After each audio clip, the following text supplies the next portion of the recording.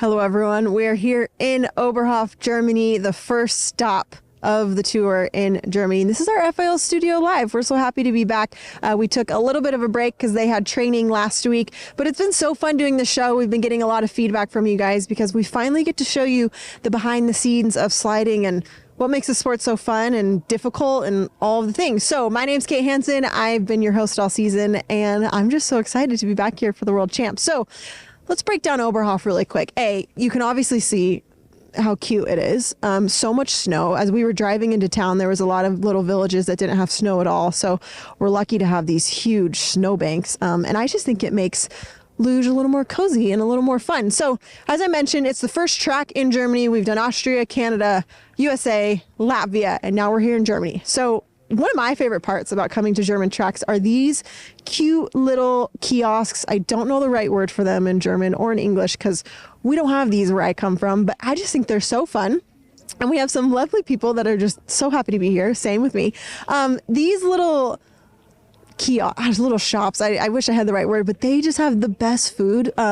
Best crepes, best waffles, Glühwein, and bratwurst. And we're going to dive into some of the bratwursts a little later because there's something special about the bratwurst here in this area in Thüringen bratwurst. I'm not even going to try because my German is very poor. So anyways, Oberhof is just so cute. So if anyone comes to visit, make sure you come check out these cute little things because I just think they're some of the best food in town. So really quick with Oberhof, this is a winter destination and it's a summer destination. This population of this cute place is 1,600 people, but over 100,000 visitors and tourists come every year. So just to give you an idea of what a destination it is. So a lot of Luge World Cups happen here, World Championships, and biathlon is huge here. They have an incredible venue just out by the Luge track. And let me tell you, this place gets a little crazy when biathlon is happening. It's just a massive party when biathlon happens. So anyways, it's so fun to be here. This is the fourth time we've had a World Championships here in Oberhof. The last time was in 2008. So it's been a minute, and the Germans are pretty excited to be back on their home track. So there's going to be a lot going on. They've done a lot of renovations on the track. We'll check those out a little later, but they've just been kind of revamping this place, getting ready for everyone that's coming to town, including this little plaza ceremony I want to show you. It's a full setup. There's a full stage. It looks like we're at a music festival, honestly. There's a full setup. This is where they're holding opening ceremonies on Thursday night. So all the athletes will be here. They're going to walk in with flags. It's going to be really cool. And it's something they do different for World Championships because it just makes it more special. And it's not just a regular World Cup. So it's going to be a lot of fun. We're just excited to be here. So really quick, I want to take you through the breakdown of what's been going on this season so far. Hi, do you want to join us? Nee. Sprichst du English? Ein bisschen? Ein bisschen? Sprichst du Deutsch? Deutsch, ja. Ich kann ein bisschen. Magst du Oberhof? Ich bin ein Oberhofer. Ja, wohnst du hier? Ja. He lives here and he likes it. That's all I know. Und magst du Luge? Wie bitte? Luge. Renuro. Ich guck mir es im Fernsehen nur an oder mehr auch nicht. Ich habe ja auch keine Zeit dazu. Ich muss ja auch arbeiten. Oh, okay. I think he said he doesn't see it because he works, but we'll have some other German speakers clarify that for me. Well, gibt es einen Weltmeister für Luge für diese Wochenende? Das weiß ich nicht. Yes, die müssen gehen. Ich muss arbeiten. Ich arbeite hier in dem Hotel. Yes, he works in the hotel. Oh, okay. Well, hopefully he goes to the races and hopefully he understood that. Anyways, Dankeschön. That was fun. See, we got to spread the gospel of Luge. We got to spread the good word that there's races out here. So our music festival that we're casually showing up to, they've set this all up here in Oberhof.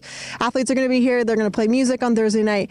It's going to be a lot of fun. So as we get into the races this weekend, let me give you a breakdown. Let me catch you up on what's been going on this season because if you're just happening to tune in, I'm going to let you know what's happened. So we just spent 2 World Cups in Sigulda, Latvia. Latvia pretty much took the house. They took home so many medals. I heard the Latvian national anthem so many times, which was beautiful, by the way.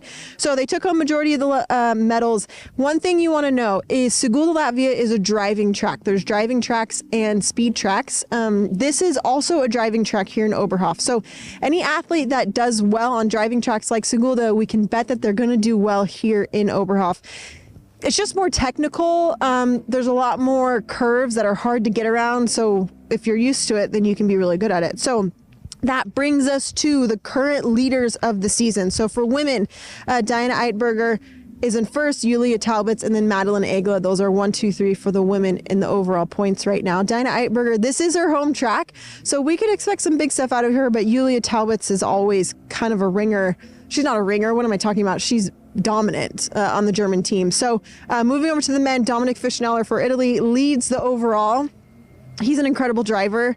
We can also expect him to do well. But of course, Felix Locke currently in second overall. And he's tied, if I have my numbers straight, he's tied for the record of gold medals at a world championship. So being a world champion, he's tied with Armin Ziegler currently at 6 golds for a world championship.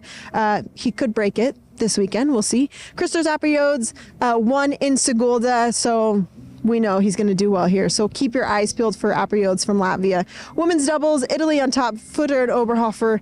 They've done so well this season. Andy Futter has just kind of found her grind with women's doubles. So she should do well. Egla Kipp in second, and then Degenhardt and Rosenthal. They're going to be gunning for that gold because, again, German track, they know it so well. For the men doubles, Wendell Arlt on top, Egert Bennekin in second. This is their home track. We know they're going to do well. They would like to grab another world championship from their teammates. And then Gatt and Schupf, the young Austrians, are pulling up in third in the overall. So that was a mouthful for everyone that's been watching, but we need you to know what's happening going into this weekend. So it's going to be a lot of fun. The 51st World Championships for FIL are going to be starting. And can we just, this is really cute. I was going to close this out, but this is just iconic. Oh, with the horse. They don't have that where I come from. Do they have that where you come from? Because that was so cute. That was so fun. So anyways, we are so happy to be here in Oberhof. Feels nice and cozy and wintry. Good luck to all the athletes this weekend. It's going to be a lot of fun. And yeah, come say hi to us with the FIL studio. But we're going to jump into so many fun things today. So anyways, just want to give you an overall on Oberhof. And again, I just can't. I lost my words. That was just so fun. Anyways, that's it.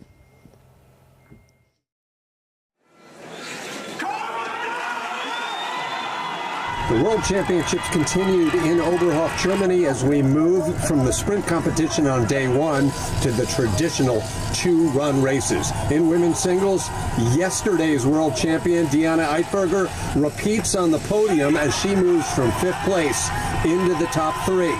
2 remain, though, including former world champion Yulia Tobitz, another crowd favorite. Tobitz grew up not far from here, trains here in Oberhof, and when she crossed the finish line, she had the lead with just 1 sled remaining. Well, the German domination continued this weekend here at the World Championships because it was Bavarian Anna Bierreiter. In still a young career, Bierreiter has an Olympic silver medalist and now a World Championship. Celebration all around for the Yellow Jackets down at the bottom as Germany takes 1, 2, 3 for the second day in a row. In fact, the Germans put 4 in the top 5, with Austria's Madeline Egla just missing out. It was also a repeat of the sprint competition in the women's doubles event. This is just the second year that women's doubles has been part of the World Championships, and what a year it's been for the Italian team of Vetter and Oberhofer. They take their second World Championship podium to go along with 3 World Cup victories. 3 World Cup wins is also the credential for this Austrian doubles team, Selina Egla and Lara Kipp. When they crossed the finish line, they were just ahead of the team from Italy.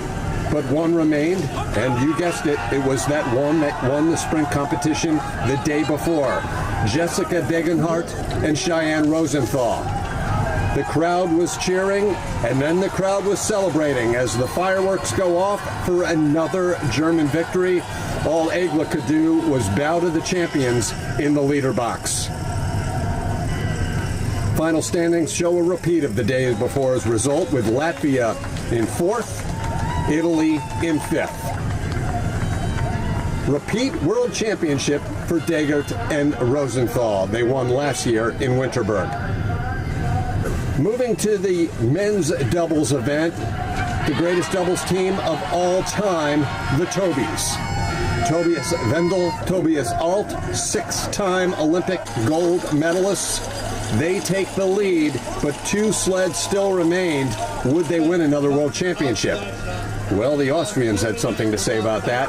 Yannick Müller and Armin Frauscher, 2 former singles competitors who have done so well this year in doubles. They won silver the day before in the sprint. Check that, bronze, but they had an opportunity for silver on this day.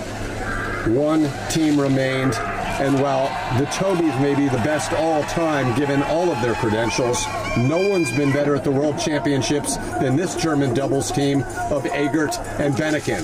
This was world title number 5 as they found all sorts of speed down at the bottom to win this race surprisingly easily. 2 days, 2 victories for the 2 local athletes, Egert and Benneken, ahead of the Tobys and a pair of Austrian doubles sleds. A look at the final results as the medal count now shows 7 races down, 7 gold medals for Germany.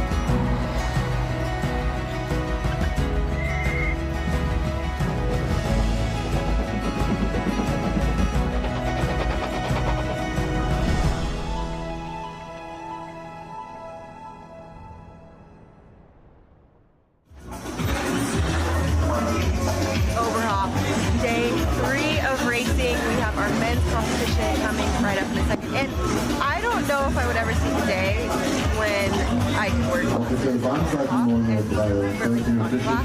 So I'm actually looking to put these bad boys on. The sun is, can you hear me? Are we good? Can you hear me now? Are we fine? Okay, sorry, technical difficulties, working it out. But I didn't ever think I'd see the day where I could wear sunglasses over. Usually it's so foggy. Usually we can't see 20 feet ahead of us. So welcome. These are my Vive glasses, and we're getting ready for the men's race. So where we are, we're at the finish. We've been here the whole weekend. It's so fun because there's so many spectators. Everyone's hanging out. The men are coming up in about 20 minutes. So we've seen repeats of all of the sprint championships into the regular championship. So we saw Egert Benneken win, Degerhardt Rosenthal, and Diana, excuse me, it's not a repeat for the women, Diana Eidberger. Okay, we are going to toss you over really quick. We're trying to figure out our sound. We're going to toss you over to our POV video so you know what it looks like to go down the track.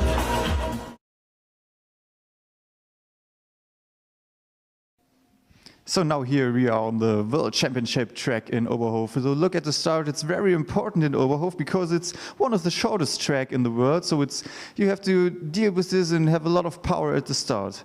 We cross the ladies in double start here, long corners in the upper part, not too much speed, but the pressure is gaining. It's getting much more. Here short curve 7. You have to stay on the right side. It's very important.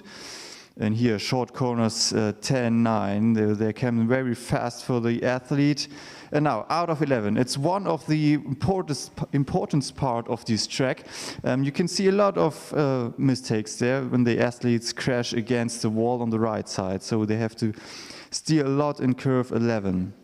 Now we go on into the down part of the track, curve 13. A lot of pressure in this curve, so it's amazing for the athletes. They can feel the pressure, they have to hold the head, and it's great to feel this.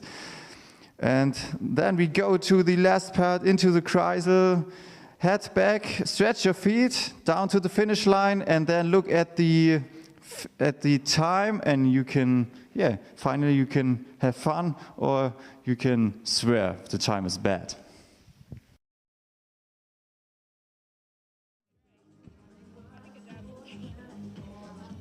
All right, we are back. We figured out our technical difficulties, and we're here in Oberhof. So again, I don't know if you heard my explanation of my glasses, but I've trained here for years, and it's rarely sunny. So I'm so excited for the opportunity to wear my Vibe Heart glasses. I hope this elevates everyone's energy that's watching today, but we're getting ready for the men's race. Who knows what's going to happen? We saw some repeats from the sprint into the regular championship competitions, but today, I don't know, Max Langenhahn is a contender, Felix Lach is the European sprint champion. So we're going to dive into it in a little bit. Elsa Desmond is calling the race today with Tim Singer. But I have someone I would love to talk to because I always just love grabbing people to talk to. Tova, come join me. Come join me. How are you? I'm good. How are you? I'm so good. So I wanted to talk to you because for everyone that's following our show, they loved the feedback on talking to your mom, actually. Yeah, and it was so cool. And your mom was so cute. And like, to learn about the whole Swedish organization and how you guys are able to slide. So tell me really quick, how old were you when you first slid? I think I started when I was 12, for real, yeah. And then I tried a little bit when I was a kid, but I barely remember. So I was forced to go to Hammarström with my dad and try. And then when I was 12, my brother said, oh, I want to try Luge.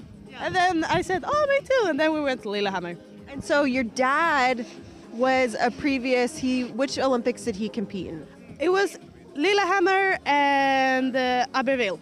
So did you feel like stress growing up, like knowing your dad was an Olympian, like, oh, I have to do this too? Or were you like, oh no, it's fine? No, not at all. He was like, he knew if we started with Luge, he wasn't too happy about us starting with Luge because he knew that we will get stuck. Which we was, and then he knew he will be stuck again.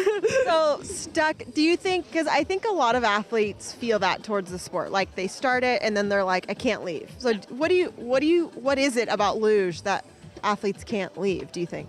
I'm not sure. I like the feeling that you sit on the start and never know really what's gonna be next, and you always have to solve new problems and always fighting the whole time.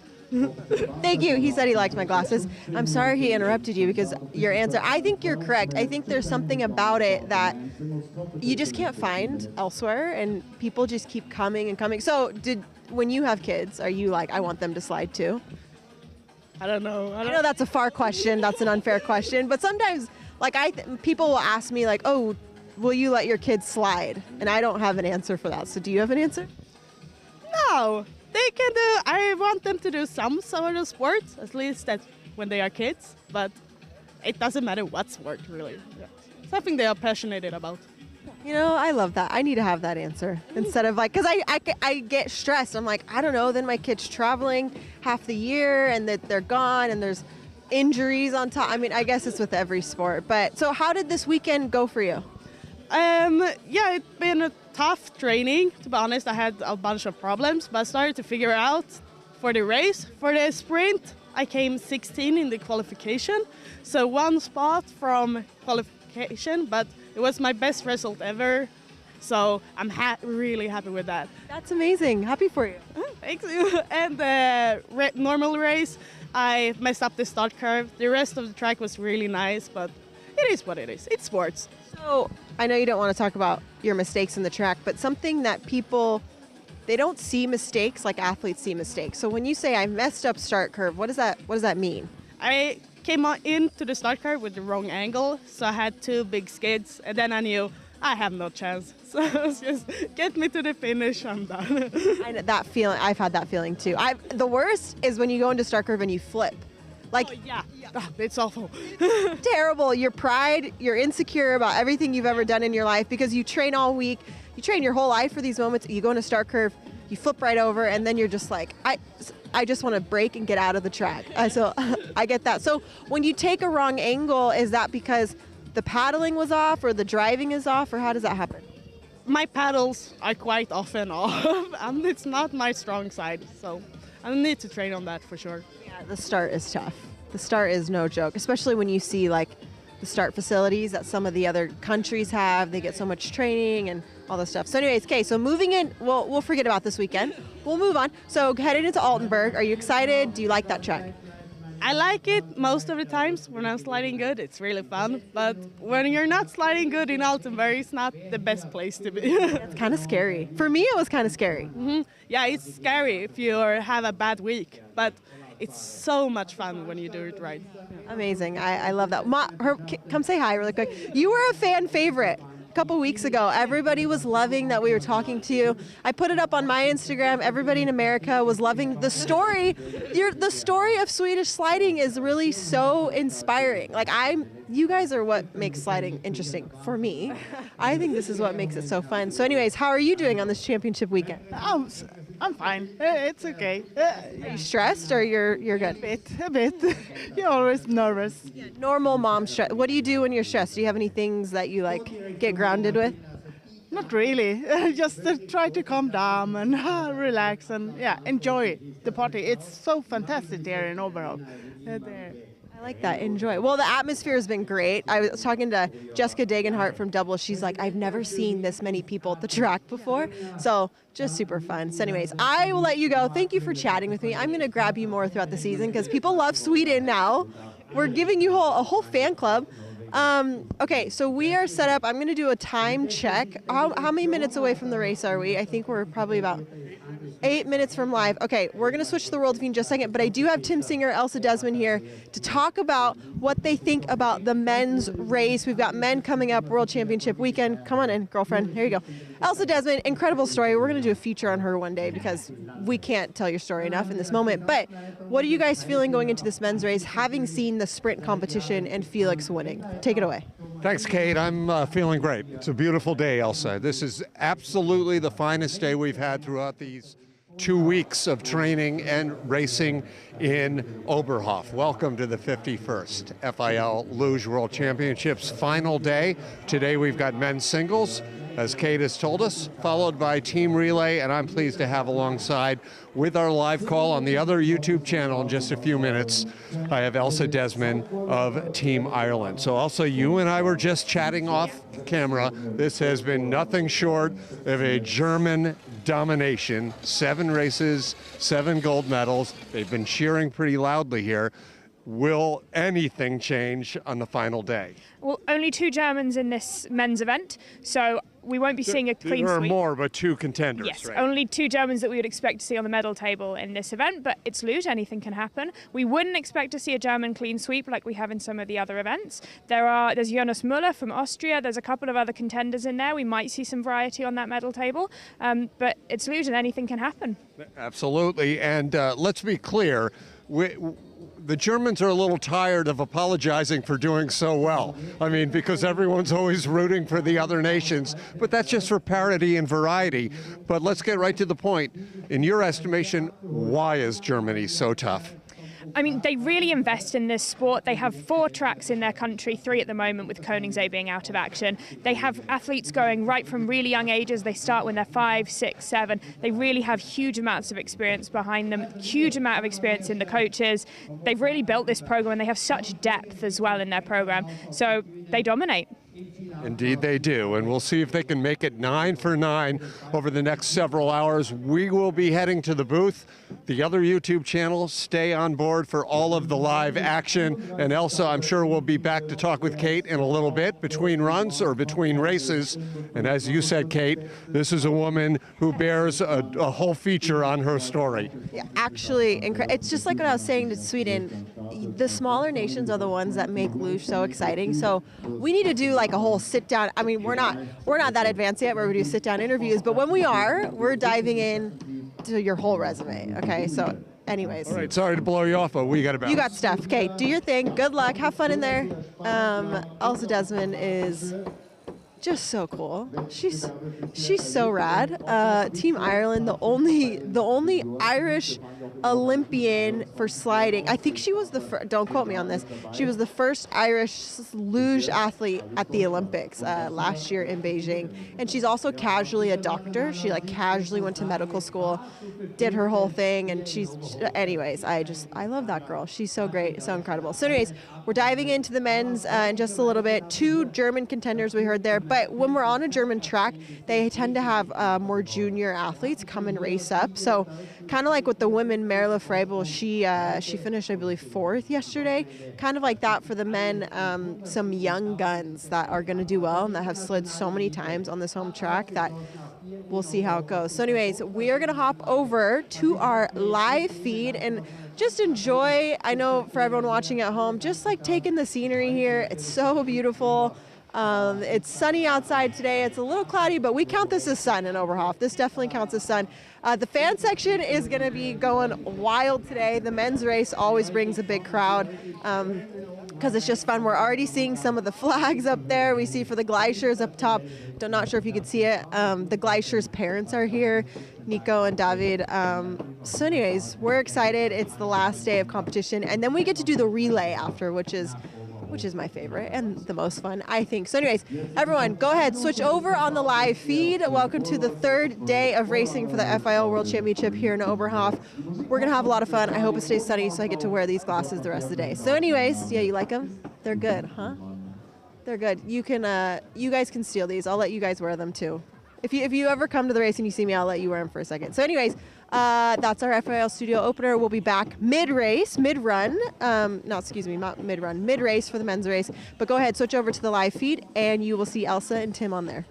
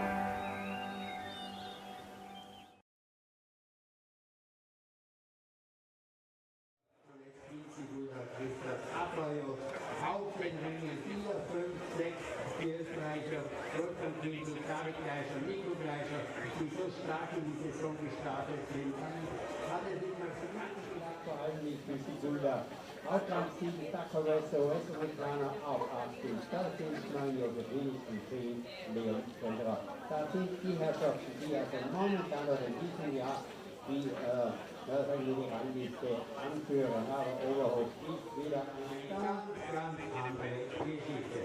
Und 5 Minuten sind es jetzt noch bis zum Start. Wir haben das auf dem Men's Singles Competition in 5 Minutes. Erster Vorläufer kommt in einer Minute.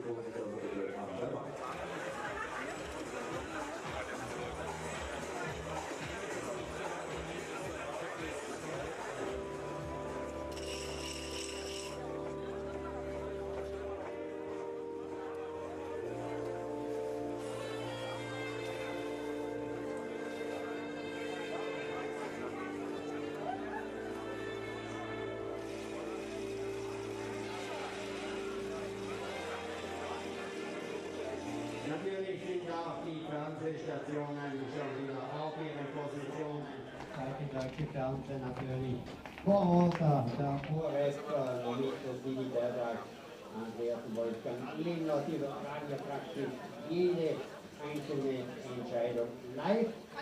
Und wir haben der Mitteldeutsche Rundfunk hier vertreten, Antenne Thüringen und viele, viele andere. Natürlich, Bahn ist frei, Entschuldigung bitte, Bahn ist frei für den Vorläufer, also alle bitte raus aus der Bahn, alle Bahnarbeiter raus aus der Bahn, Bahnarbeiter. Und danke natürlich auch an die diversen Fotografen, die hier einen mega Job machen, wunderschöne Bilder in die weite Welt hinausschicken. Ich denke da an den Filmfotografen, an Marek Rinkovic, dann auch Steffen Wolfsdorf ist da mit dabei, dann auch Halland, Erland Schole, der für Italien die Bilder macht. Also super Geschichte und dadurch ist natürlich auch der Rotensport weltweit sehr, sehr präsent. Dies sind die 51. FIL-Rennrodel-Weltmeisterschaften und beim Wettbewerb der FIL gibt vorher immer die offizielle Hymne und der FIL will now start this competition with the official anthem of the FIL.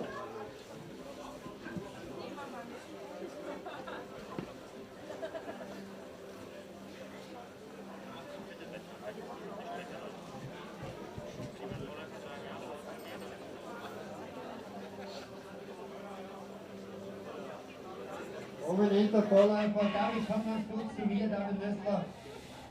Entschuldigung, Sebastian Blei natürlich. Mit eurer Fall habt ihr alle einen Bart mittlerweile.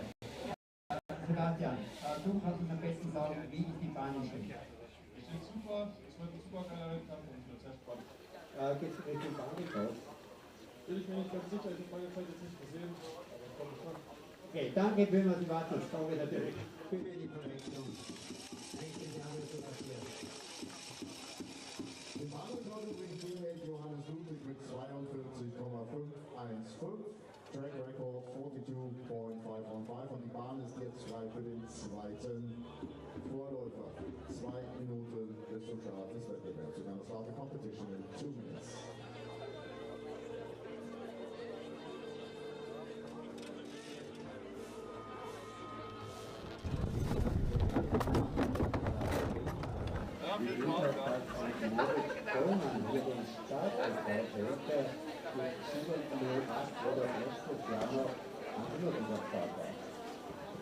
Der Tolle kann das. Das ist die Startrakete. Der kann das schon. Und was dieses Jahr nicht so gelaufen ist, heißt das nicht, dass der nicht noch eine große Karriere macht. Der kann einfach richtig gut starten. So ist das. Johannes Luge ist übrigens danach wieder ab 13 Uhr eine Autogrammstunde mit dem Dreifach-Olympiasieger auf unserer Eventfläche. Das ist die Fläche unterhalb der Tribüne. Da gibt es bei der Bundespolizei Autogramme. Und jetzt ist noch 1 Minute bis zum Start. Wir starten 1 minute.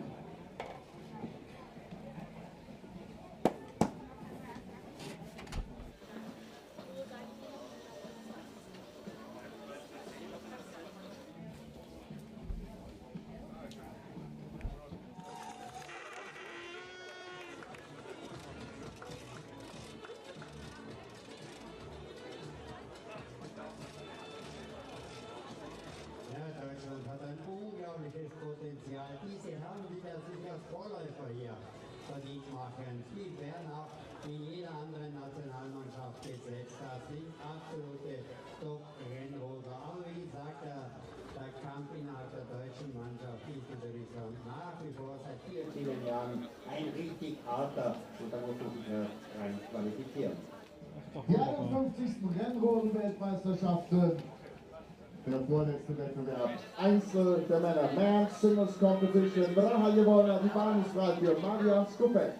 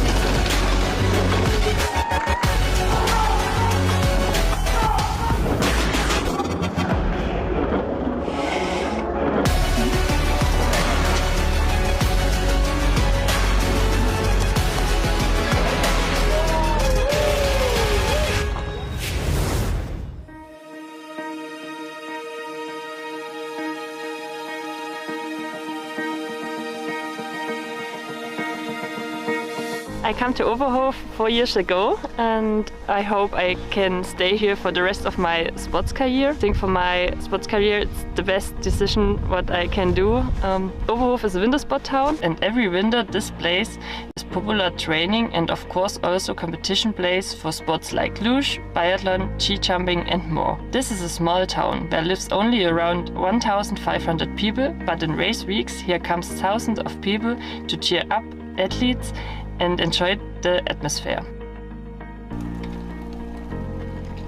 I'm super excited for the World Championships this weekend because Oberhof is my second home now for 3 years and I like the track really much. It's more a worker track and I like it to work on a sled. And now with the reconstruction it's very beautiful. Yeah, it's just a super nice track. I think the track will be in good shape for the weekend. At this weekend here are the World Championships in Luge and Oberhof. See you all at the track and have a nice time.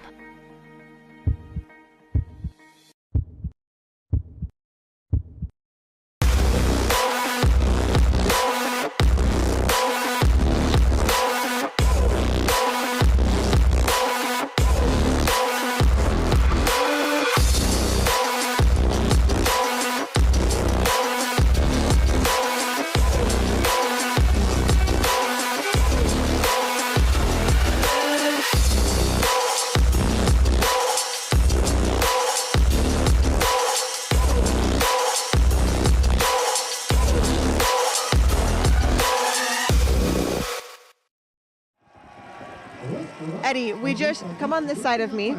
Oh no. I know we're back on with our show. So we just showed your feature, like with that. You've given us so much good content.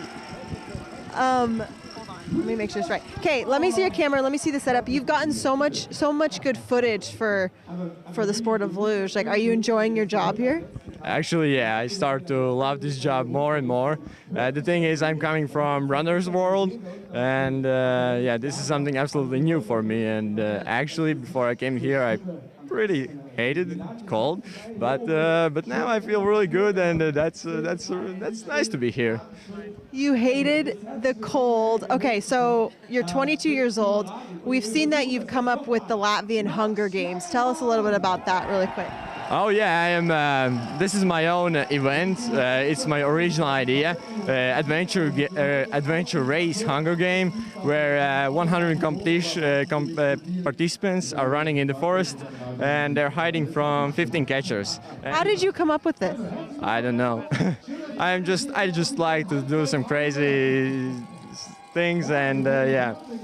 I love that. That's super cool. So when does it happen every year? Like, if people want to know more information, where should they go? It happens actually twice in the year, usually in the spring and autumn. So, yeah. Okay, very cool. Well, I'm going to interview an athlete right here. I have more stories from Eddie. I'm going to talk to him. Hello. Hello. How are you? Nice to see you. Very good. How was that? How did that go? It was pretty good, actually. I'm happy with it. It was one of my best runs. Just a little time in there, but I'll take it. I'm happy with it. Do you like this track? Yeah, actually, yes. The feeling is amazing, but you have to get it. If you don't get it, it's not so nice. I've heard from a lot of athletes how difficult the track is. What do you think makes it so difficult? The tight transition, actually, and there is especially the key point in this track. The labyrinth A910, you really need to get that good, and that sets you for a good run. If you don't do that, it's gonna be pretty shaky. Yeah, we saw Alexander Ferlazzo, Australia. He took a crash, but we haven't. I know, it's my heart. I feel because when you compete, you can't unknow the feeling of when you crash.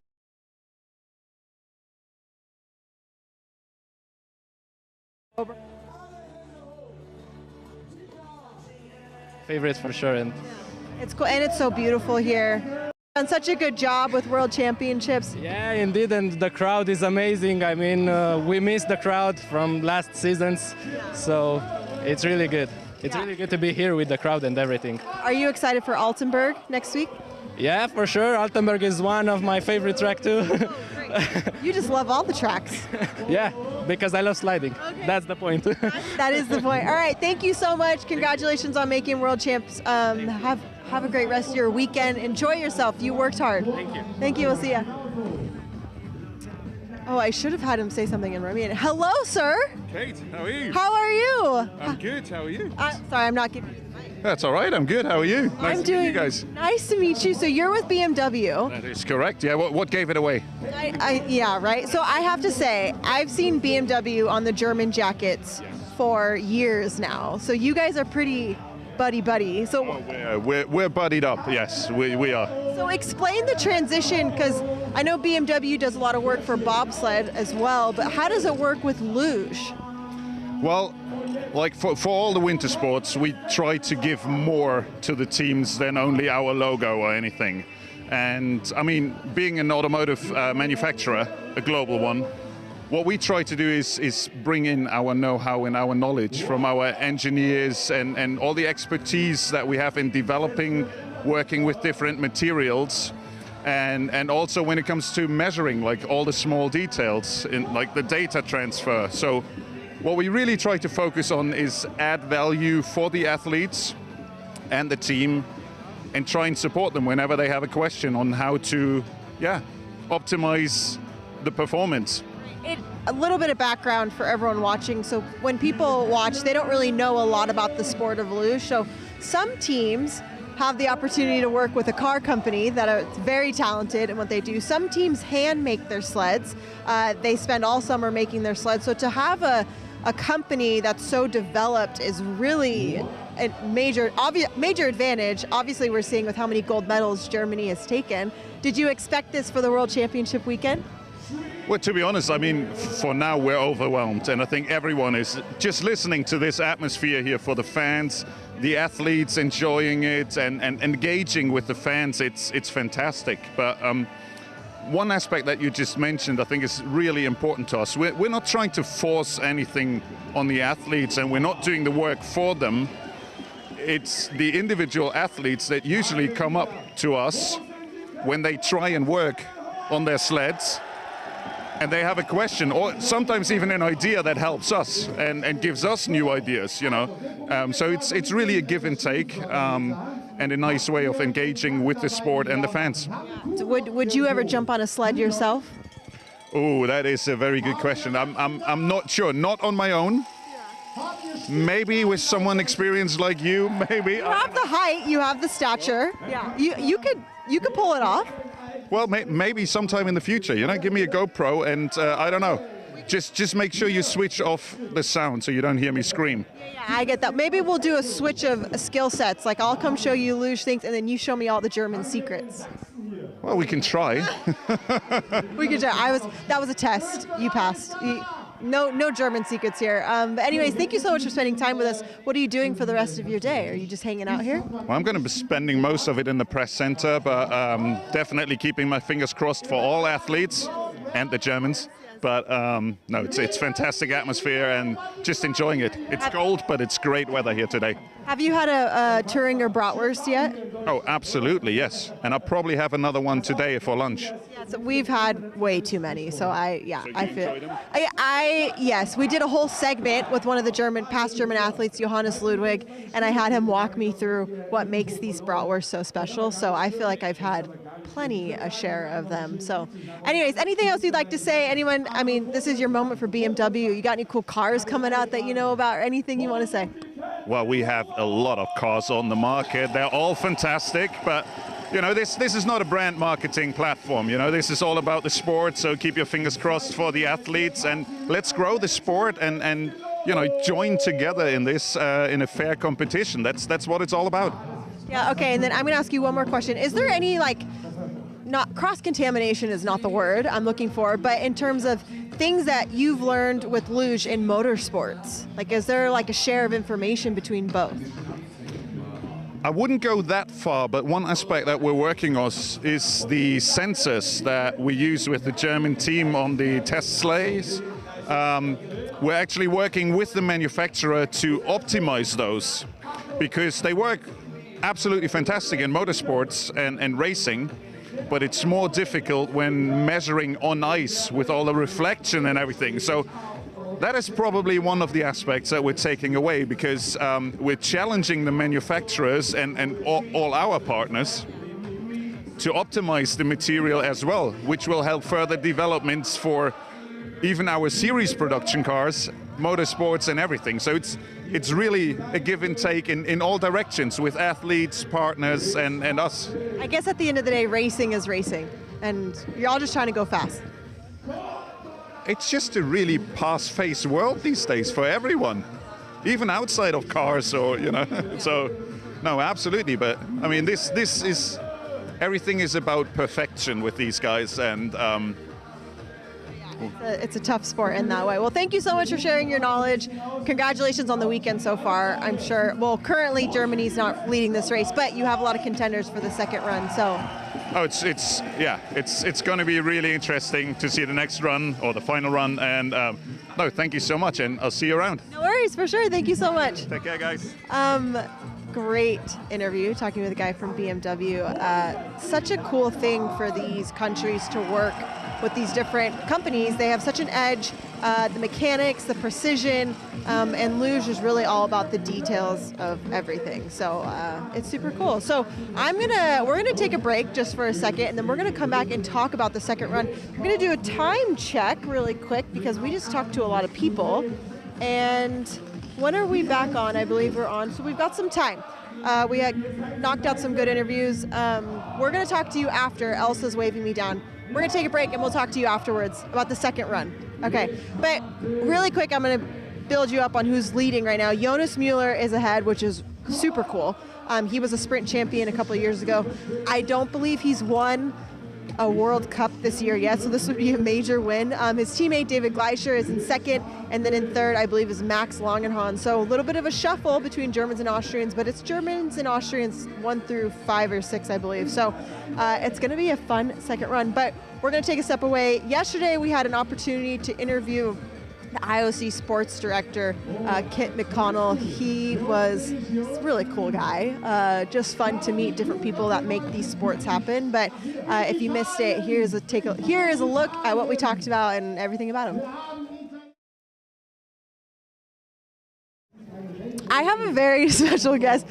Thank you for joining us. Thank you. Okay, everyone, this is Kit McConnell. He's sports director of the IOC. We don't get IOC people at our races, so this is a blessing that you're with us. How did we get you here all the way in Oberhof? Well, I think we try and get out and see all of the sports, and obviously Luge is a key part of the Olympic winter sport family. Oberhof is one of the most magical places in the Luge circuit, and being the World Championships, it's great for us to be here. So we try and get out and see Luge events every year, and not just in the Olympic Games. So no, it's great to be here. The atmosphere is fantastic. Meet some of the athletes, the national federations. So no, it's great to be here. And remind me where you're from. I grew up in New Zealand. Are you based there right now? No, I live in Lausanne in Switzerland, where our headquarters is. So not too far away, but grew up in New Zealand, a long way away. Because I was going to say, if you came from New Zealand, this is quite the flip in weather. So I apologize. Right now, it's the middle of summer in New Zealand, so I'm getting photos from my family of barbecues and beaches. So, but it's beautiful here. I mean, it's absolutely a winter wonderland here. So,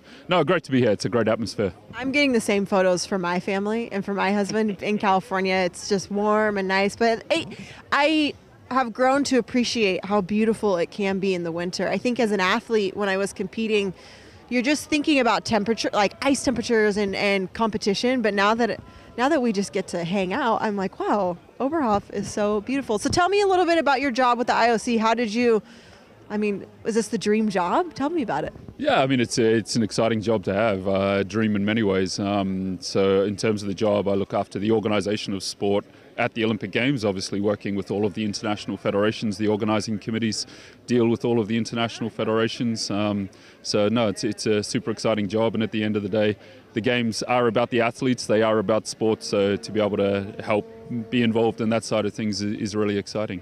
Yeah, the Olympic movement is a palpable thing, I feel. I know for me, when I was competing, it's the things that you do with the dream of the Olympics, it's pretty crazy to see what you're capable of. So it's cool to talk to people that are kind of behind the scenes that make the dream happen. So thank you for your service, I guess I should say. I guess that's what I feel like. I'm like, thank you for your service in making dreams happen for a lot of athletes. And did you always want to work for the IOC?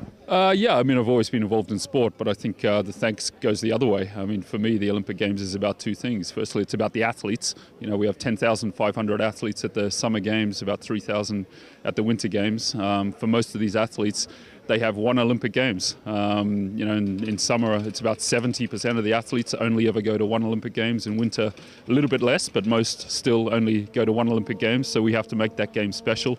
It's the world's greatest sporting stage. It's an incredible experience for the athletes being part of a national team with all of the other sports as well. You've been there, you know. So for us, this is really the focus. And equally, we understand the importance. We saw that in Tokyo. We saw that in Beijing with everything going on with COVID, everything going on in the world, how important those games were to the athletes, to the world, to be able to come together and focus on something special. So that's our focus. It's not about us, it's about the athletes and about making the games happen. You know, something funny that just came, I have a question for you, but I want to add this really quick. I competed in Sochi. It was my first and only games, and it was the biggest deal of my life. So it's funny when you say, when you go to one games, it's really special for every athlete. And there were more senior athletes that were like, oh, is this your first games? And I was like, well, you think I just go to 3 casually in my spare time? Because they go, sometimes when you're in the sport, you go easily because you're a veteran. But I just remember that thinking I had stepped into this world of the Olympics, and they're like, oh, is this your first? And I was like, yeah, this is my first and maybe my only. And this is so. It reminded me of that. But I want to ask you really quick, is there any behind the scenes, any sports that are coming up, new sports that are going to be added to the schedule that you could talk about that are kind of in the chute that to come to the games? Yeah, I think we've really had a focus on strengthening the core. In both summer and winter, we have a really strong tradition, and that's the balance we have between tradition and innovation. You have seen in Tokyo, we had skateboarding, surfing, sport climbing, BMX freestyle, 3-on-3 basketball. In Paris, we'll have breakdancing for the first time. In winter, in Milano Cortina, in just 3 years from now, we'll have ski mountaineering for the first time. And of course, in Luge, we've got women's doubles. So it's fantastic to see that on the track here this morning. And this opportunity for the female athletes to have another medal event. And this also is really important, bringing it into the Olympic program. We see the development of that event, of Luge outside the games. Already speaking to some of the coaches and national federations here, we hear about the women's side of Luge growing, continuing to grow, and that additional medal now having full equality on the program with the number of medals available for both the men and women is really important. We see the impact of it, and it's only fair. Gender equality is something that's really important to us, so to have that event as well is really important to us in the Luge program. Yeah, I can say from hearing from the athlete side, just how cool it is to know that there's an equal opportunity for women, and also doubles. I did doubles one time, and it was a mistake and so scary. It was so scary, and I got very no comeback for Milano Cortina then. Definitely no comeback. I've hung up my suit and everything. But when we did it in our nationals competition in America, and we just wanted to see if we could beat the boys. Did you? I did it. We did actually. There you go. Thank you. Yes, we got on a sled. Our coaches weren't too happy about it because they thought that we were making a joke out of doubles, but we wanted to get on a sled to see if we could be as fast. And so now it's kind of come full circle to see it in a World Championship series. So anyways, I feel the same way. So it's been really cool to kind of see women. But I know you have things to do, but I want to ask you a few more things. So I looked him up because you always got to look up who you're going to talk to, and he's a major 49ers fan. So the playoffs, we need to talk about this for a second. I know this is a Luge crowd, but for anyone watching American football, it's playoffs right now, and the 49ers are in it. Deep into playoffs. Yeah, we're deep into playoffs. We're one round away from the Super Bowl. And Brock Purdy, I'm going to educate all of they need to know about American football. Everyone needs to know about American football. Yes, about the 49ers. Brock Purdy is the current quarterback, and he was the backup of the backup and wasn't ever supposed to play, but now he's leading. Third round draft, yeah. He's leading the team, hopefully, into. Can you just. One match away from a Super Bowl. Give me your full feelings on what's going on. Well, the 49ers and I should say me and the 49ers go back a long way. I was on holiday in the States in 86, 87 when the 49ers were on a Super Bowl run that ended up when they beat the Steve McMahon? No, Joe Montana. This is Joe Montana. Oh my God. Yeah, sorry, I'm older than. So since then I've followed them, and obviously ups and downs like any team, but this year has been absolutely incredible. with Jimmy Garoppolo coming out. He was behind Trey Lance, so suddenly you've got a guy that not many people have heard of stepping up to quarterback, and now they're in the divisional game. So the championship game tomorrow night, and as we say, one step away from a Super Bowl maybe. So it's just incredible. But that's sport, huh? That's what makes us watch every year. That's the emotional ride up and down. So no, it's fantastic. So tomorrow night, here we go. Yeah, what time is it in Europe? Like, what is it in the middle of the night, the game? It's around midnight our time. So yeah, it'll be a late night, full day of work the next day. So you're committed. I'm committed. Yeah. I'm emotionally engaged in that one. Yeah. Well, it's a big one. When Brock Purdy got put on the field, you could see his family in the stands, and it was emotional. And he was, well, yeah. Anyways, I just fall. Unbeaten since then. So yeah. It's a Cinderella story. I love it. Anyways, I know you guys were waiting to hear about American football. We could probably talk a long time about this. But anyways, thank you so much for joining us. No. It's great to be here. Honestly, you can see the atmosphere. You can see the athletes, how much this means to them, and obviously being a world championship. Great to see the medals yesterday, and 2 more medals on the line today. So no, it's great to be here. Would you ever jump on a sled? Absolutely. You would? Yeah, I'd love to. Okay, well, I think obviously a pretty low start on the track. We'd have to be clear about that. But no, it's always good to experience the different sports. So I think we could. If that was a challenge or not, but no. We could pull some strings. The luge gods that are watching, we could get you on a sled. I'm committed on camera now, so it's a dangerous thing to do. Exactly. Okay, well, if we get it together, you know we're going to get that on film, and we'll give you all the tips. You'll do great. Okay, you'll be fine. But delayed coverage, just in case things don't go so well. Very delayed and edited, okay. So you'll be fine. Anyways, thank you so much for joining us, Kit McConnell from the IOC. We're going to take a little break, but we'll be back in just a second. Man kann hier wahnsinnig viel entdecken und erleben. Hier ist es auf jeden Fall traumhaft. Ja, wir sind Wiederholungstäter. Wir waren schon mal in Oberhof, und zwar im Sommer. Und da hat es uns allen ziemlich gut gefallen. Ich bin heute Morgen schon alleine Langlauf gefahren. Das war ziemlich cool. Das ist ja die Region für Biathlon. Und danach sind wir dann mit der Pferdekutsche gefahren. Es war mal wieder schön, Pferde zu sehen. Und die hießen Nemo und Dumbo.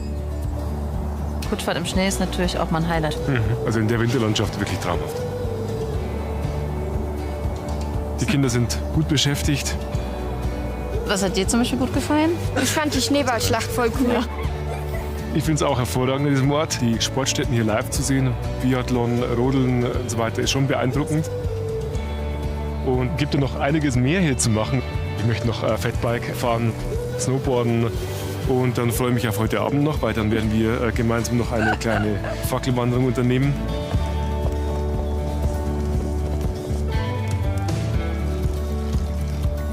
Neben den Aktivitäten und Dingen, die man hier entdecken kann, muss ich auch sagen, sind die Unterbringungsmöglichkeiten hervorragend. Ausgezeichnete Küche, sogar die Kinder finden was.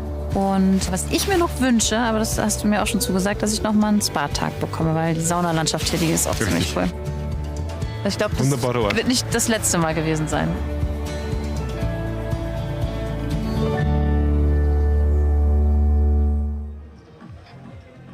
Very cool to talk to Kit McConnell. We did an interview yesterday with a guy from the IOC, excuse me, Kit McConnell. He was a sports director, and we just showed the interview with it. But we're going to switch pages for a second. So Elsa Desmond with me. You guys heard her on the World's feed.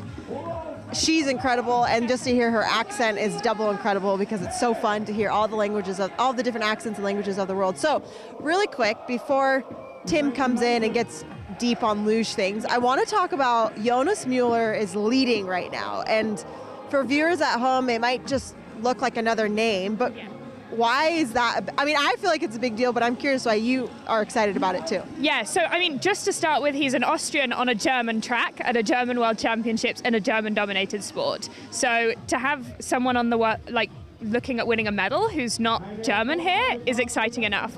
And then 2 weeks ago in Sigolda, he had quite a significant crash. He walked away physically fine, but his sled was destroyed in that crash. So he flew home, and then they built him a new sled, really, almost from scratch, I think, over the last sort of week and a half. Like brand new, like just redid the whole thing. Well, I think it's made up of parts and bits of old sleds, and so it wasn't completely from scratch. The pod and things already existed, but it's so tricky to change sleds like that in the middle of the season when you've done all of your pre-season and all your training on one sled. So to come back here and be on a different sled and to be producing these sorts of results, and mentally to have a crash like that and come back, it's such an achievement. It's pretty wild. So for anyone that didn't see the crash, so it was out of curve 14. Out of curve 14 in Sigulda, and what happens is it's this it's a medium-sized curve with a really long straightaway into a massive curve. And so what happened, I mean, you probably remember better than I do. Yeah, so he was too high at the end of 14,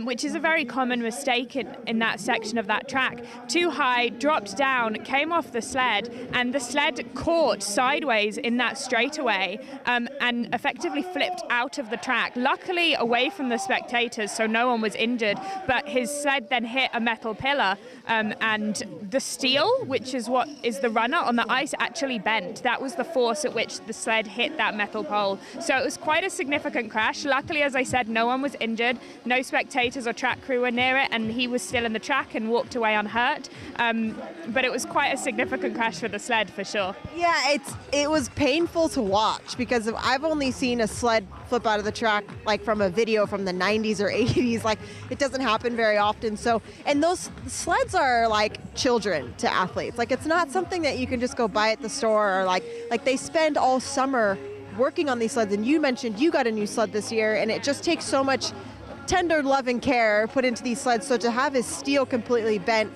is intense and a little traumatic. And then you're right, like getting on a brand new sled. And so it's just been a huge comeback a little bit for Jonas Mueller. But do you think that maybe it took the pressure off of him because no one really expected anything? I think it might even have been the opposite. I don't know what it was like within the Austrian team, and I'm really just speculating here, but for these athletes that want to achieve those really high results, to have something like that, you want to come back and redeem yourself. So he might well have ended up putting more pressure on himself, knowing he knows this track, knowing he could get a good result, to really come out and redeem himself after that crash in Sigulda. So for you, have you had, like, what is it like coming back from your worst crash? I know for me it's really tough. So I think he's doing it with such ease, but put us in a mind of an athlete what that really feels like and what it's felt like for you.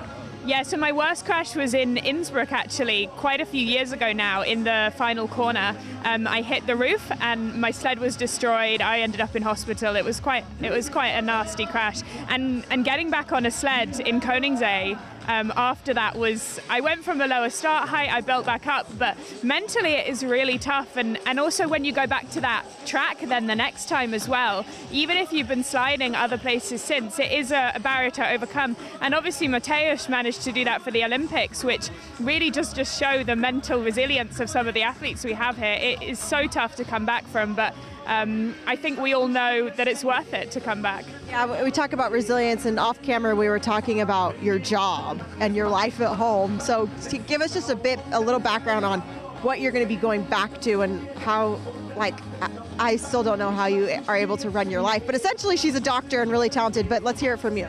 Yeah, so I'm a doctor. I'm working in acute medicine. I spend a lot of time in the emergency department, and to anyone that knows about the UK, which is where I'm working, the NHS is sort of in crisis at the moment. So I'll be heading back in a couple of weeks to go and do my bit. But yeah, it's a quite high pressure environment. Well, I think that transitions quite nicely to this, because this is a pressure cooker as well. Have you ever, in a far off world, have you ever been able to use your doctor skills on athletes here, or like anything like that? All too frequently, yes. There aren't that many doctors that travel with the circuit. So, for example, Selina Egler, when she injured her hand in Sigulda, I was helping her on a daily basis with the recovery through that. And lots of the time we're not in places that have hospitals locally. And so it is easier for athletes to come and see doctors that are on the circuit, and being one of the only ones that isn't connected to a team, so more independent, I do end up seeing a lot of athlete injuries. That is wild. Do you carry just like a bag of drugs, a bag of medicine for everyone? I mean, is that illegal? But you're in a different country. Maybe it's not illegal. I don't know. I don't, purely because of the doping control risk. I could if I wanted to, but I don't want to get into that risk. You're like, I don't want to be tied. I don't want to, because then you're the doctor but then you're an athlete. That's conflict of interest. Yeah, I don't want to get into that. I will help people, but not with drugs. Oh, that is so funny. Okay, so we're just a few minutes away from the second run. Let's talk about it really quick. Jonas leading, super cool. Gleischer in second, Max Langenhong in third. What do you think? If you were to put a bet on this, what would you say? So I definitely think it will be a Germany-Austria medals. I would say probably Austria, Germany would be my bet. But exactly which ones within that, we wait and see. Do you think Felix will make his way back on? Because he's not used to sitting off the podium like this. If I had to put money on, I'd say Felix for third. Okay, I like that. Okay, well, I'm going to let you guys go. I think we're just a few minutes away from the world's feed, right, Tim? I'm going to let you guys go prepare. Yeah. What were you guys just talking about? We were talking about sliding, of course. Felix, I heard something. I said Felix for third would be my bet. Oh, okay. Yeah. What I wanted to talk to you about is, and we touched on this during the live call, was Armin Ziegler and Felix are tied with 6 gold medals in their career each. Both have 2 Olympic gold medals. Yes. Both have 10 or so total World Championship medals, and both have a closet full of World Cup trophies. Who's the best? Oh, that's a very difficult question. I think they're very different in terms of the technologies they had and support they had and structures they had. I don't think I could say who I think they're both phenomenal athletes. Can I say that Natalie Geisenberger is the best? There is no question that Natalie Geisenberger is the best. So once again, you go out on a limb, Elsa. Yeah. Now, actually, I'm not going to make my prediction, but I can tell you that I've spoken to a lot of people over the years and a lot of Germans, and they rank Armin as #1 still. I think I would probably have to agree.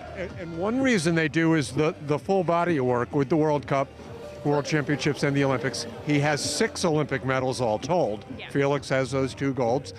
And the fact that, and this is the recurring theme in the sport of luge, about 1 out of every 2 World Championships is in Germany. Yes. So Armin was winning those world titles on foreign soil. I don't think there were more than 1 or 2 in Italy during his great reign. Okay, run number 2. What do you think? I think, as I said, I think Austria, Germany okay. would be my bet. That will be the situation here. We also have the team relay coming up. Come on, Germany's got to be the prohibitive favorite in that one. Oh, definitely, yeah. So really the other question is, who else is on that podium? I mean, Austria I would expect to see up there. Latvia potentially. USA potentially could get up there. I think the real competition is who's going to get third. I think it will be Germany, Austria, and then a fight for third. Okay. And I've got one last question for you, and I know you and Kate covered a lot of ground, so apologies if it's already something I talked about. We talk about small nations, we talk about all sorts of aspects of sports, but why are you doing this? I gotta be honest. I've met very few people that loved it so much against all odds as you do, Elsa. I think there's such a beauty in this sport, the balance between power on the start and then relaxation down the track, the fine line between enough control but also the speed. I just think it's an amazing and incredible sport. You also know the history, you know the people. How did that get into your blood? I don't know. I saw it as a child and I just knew it was something I wanted to get involved in, and I followed the sport as a child and as a teenager until I got onto the sled, and then the second I got here I took every opportunity that I could to get involved. Okay. Well, we hope you stick around for a while, and she will be sticking around for the rest of the race calls here, but Studio Live continues. We'll be on the other YouTube channel in just a few moments. Kate Elizabeth Hansen, take it away. Oh my gosh, she knows my middle name. Wow. Thank you guys so much. Have fun in that booth.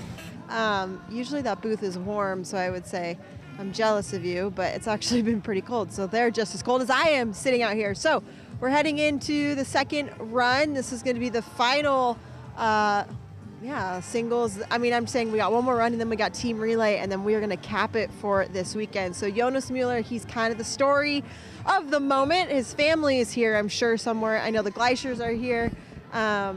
So just a cool moment for Austria. I know yesterday Egla was sitting in medal contention, but then lost it after the second run. So we'll see if Austria can stay consistent. So everybody grab a snack. It's going to be a great show. It's tight racing within that top 5. So switch on over to the World's feed and we will catch you on the other side. And hopefully we'll be back after the race with some post-game interviews, post-race interviews, and we can talk to some of the athletes and see how they felt about it. So FIL Studio signing off. Second race for the men. Here you come.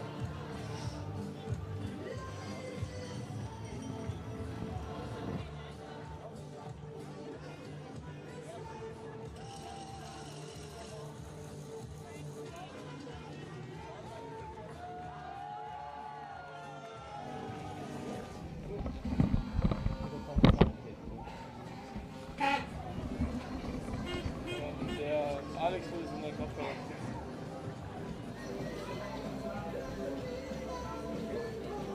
Minuten bis zum Start. We're going to start the second run in 3 minutes.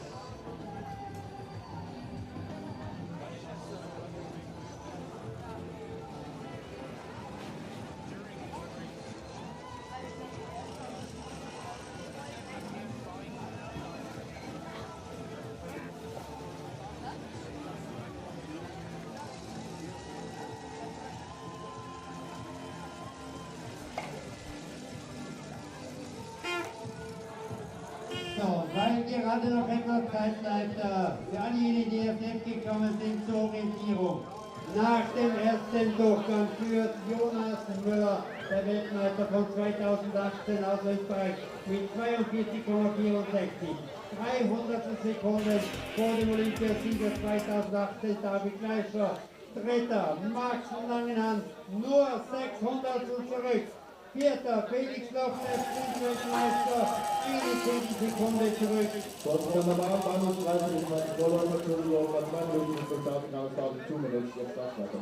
Fünfter dann Wolfgang Kittel, auch er Doppelweltmeister 2017, Rückstand 23 Hundertelsekunden.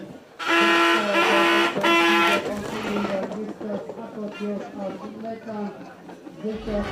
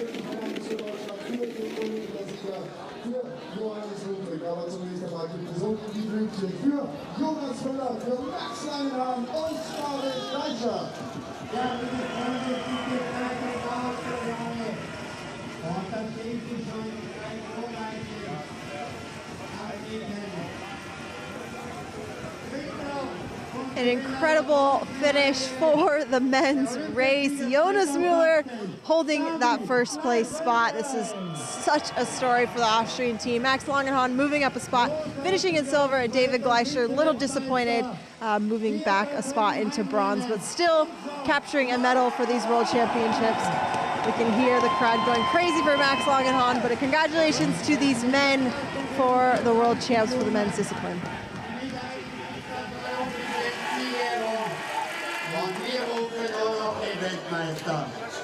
Es ist eine unglaubliche Sensation in Oberhof passiert. Ein Österreicher gewinnt wieder den Herren-Einsitzer.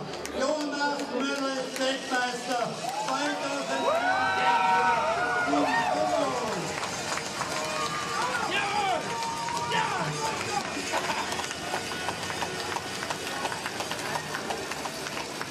Was für eine Geschichte. Jonas Müller stürzt ins Grüne, der komplette Schlitten zerlegt und jetzt wie Phönix aus der Asche.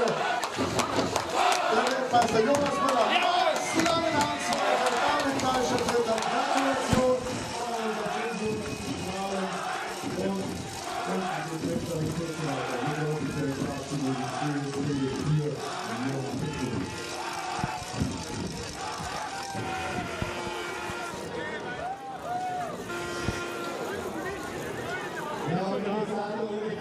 Incredible finish. That was just super cool. As we were talking to Elsa Desmond between runs, Jonas Müller, he's not one of the younger athletes, so to speak, but on the younger spectrum. So the nerves that can play up in those moments, especially going to the second run, not sure if he was going to hold it together, but he had an incredible run. He raced that like he's been here before. But the bigger story that I feel that needs to be talked about is what happened to him last World Cup in Sigulda. So we talked about it with Elsa Desmond before.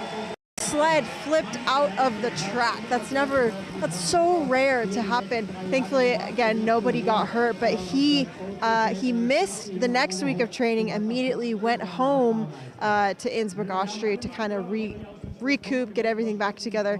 And I don't know what they did for his new sled, but it's obviously working. And I suggest that they get everyone else on the Austrian team on whatever he's running on Jonas Müller's sled. So that was truly just an incredible comeback for him.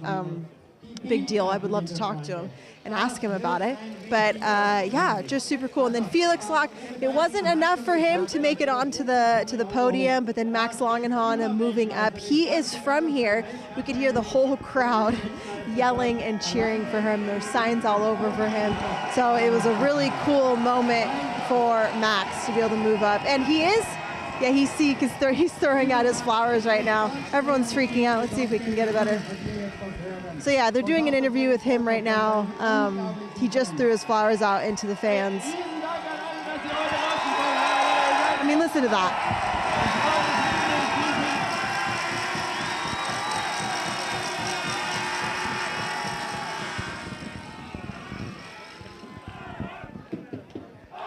Incredible for Max. He's kind of been in the shadows of Felix. So for him to kind of step out, get his moment is super cool and just exciting. So I'm going to let you just listen to this crowd for a second.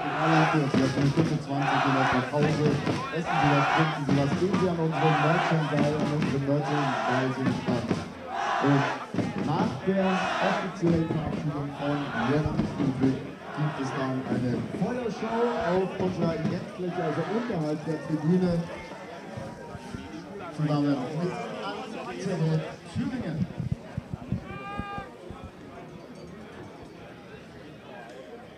Yeah, they want to hear anything that Max has to say. So that was cool. I mean, this kind of wraps up for our disciplines. We do have one more coming up, the team relay, which I'm not sure how each team decides, but sometimes they'll do the fastest single run or just the fastest or the best finish altogether. And then they'll have the best men's, the best women's, and the best doubles, and it'll be a combined time for everyone. But we have a little ways for that. I think we're a little over an hour out before we show that. So just an incredible weekend, but Jonas Müller finally got in there and stopped the domination of the Germans. He got that last medal. So we won't be hearing the German national anthem tonight for the award ceremony. But we're going to take a quick break because everybody is chatting it up with these guys. But yesterday we had the chance to talk to Thomas Bach, the IOC president, which he was a coveted man here at the track. Everybody was trying to hang out with him. But we were fortunate enough to talk to him. Super cool guy.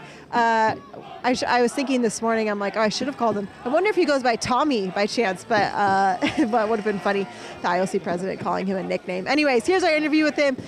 Really nice guy, super fun. So check it out for a little bit.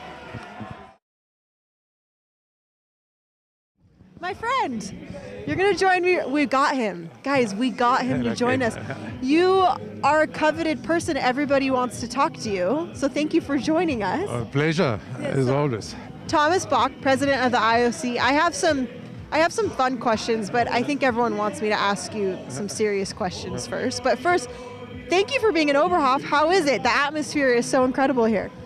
This is why I'm a fan of Oberhof for many, many years. You see, these people here, they love sport, they celebrate sport, and they celebrate the athletes.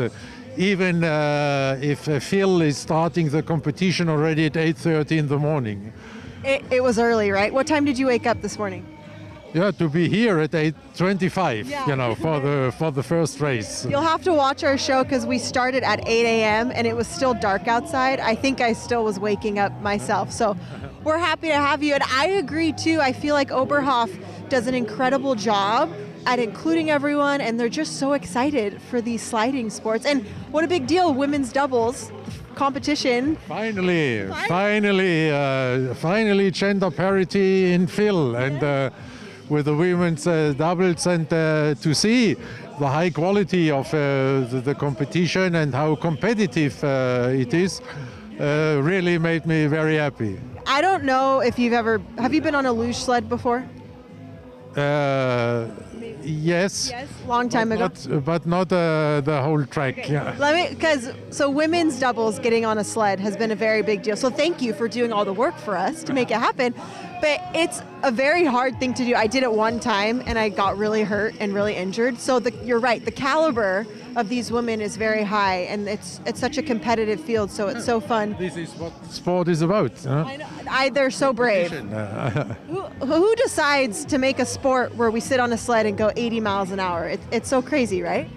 No, it's fantastic, and you see how the girls like it.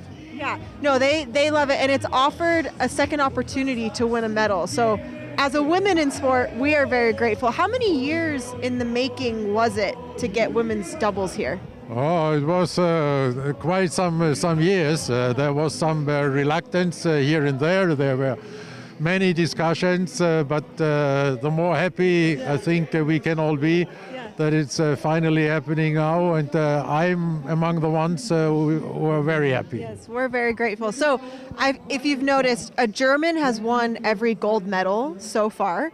You are from Germany. You are an Olympic champion. I have to ask, is there something in the water in Germany as to why there's so many champions? Oh, many other countries have many champions, so there is nothing to worry about. But here in Luge, this is one of our best sports for a very, very long time.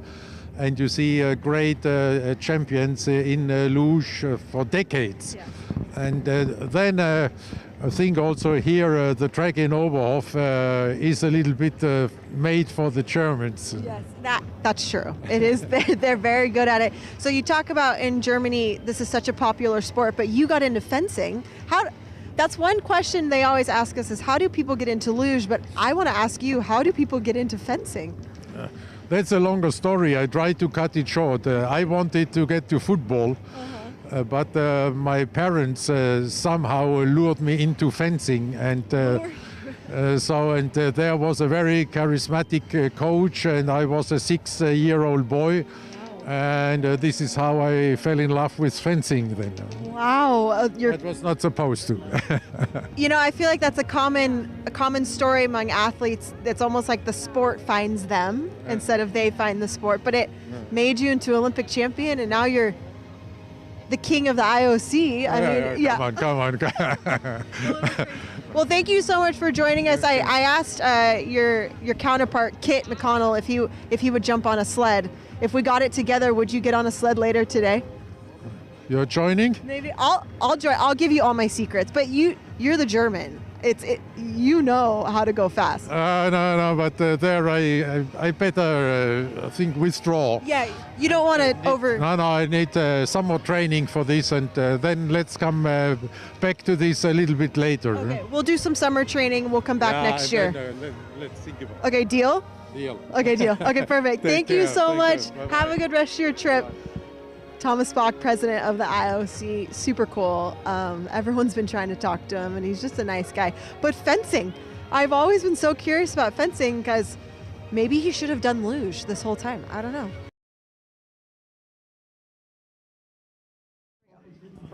Okay, Max Langenhahn, we were just chatting off camera. Congratulations on a silver, massive deal.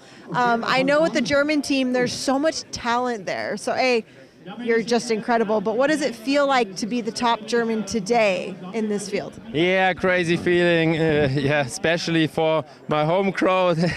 They were cheering so much, and I'm so happy with all this after the season with all the injuries. And I think Jonas deserved this gold medal. He was so strong on the whole weekend, and so you have to celebrate it now. Yeah, it's cool, the camaraderie between athletes, that you guys are so supportive, and especially with the past few weeks that he's had, it's wild. Massive. After this crazy crash in Sigulda, coming back and winning gold here is like, I don't know, returning of a champion. I don't know how to call it. Especially on a foreign track. It's not even his home track. And I think everybody was kind of rooting for him for this. But for you, it must feel incredible. Were you nervous at all for your second run? I think, for in front of the first and end of the second round, I was a little bit nervous, but you can focus on all the fans which are waiting in the finish, so that's gives you a big push. So who's here with your family? Yeah, my football club, my ski club, friends and family from my hometown, and some friends around of Germany are coming, so I don't know how many there are, but massive. Oh, you're a loved person. You're a football club and a ski club. Yeah. So you play football and you ski. How do you have time for that with this? Yeah, in summer and after the season, there's some time for soccer and also for skiing. Amazing. Well, cool. Do you want to say anything to everyone watching at home? You can say in German to all your fans. Danke an alle, die draußen zugeguckt haben, die heute nicht die Zeit hatten. Ihr seid trotzdem der Wahnsinn.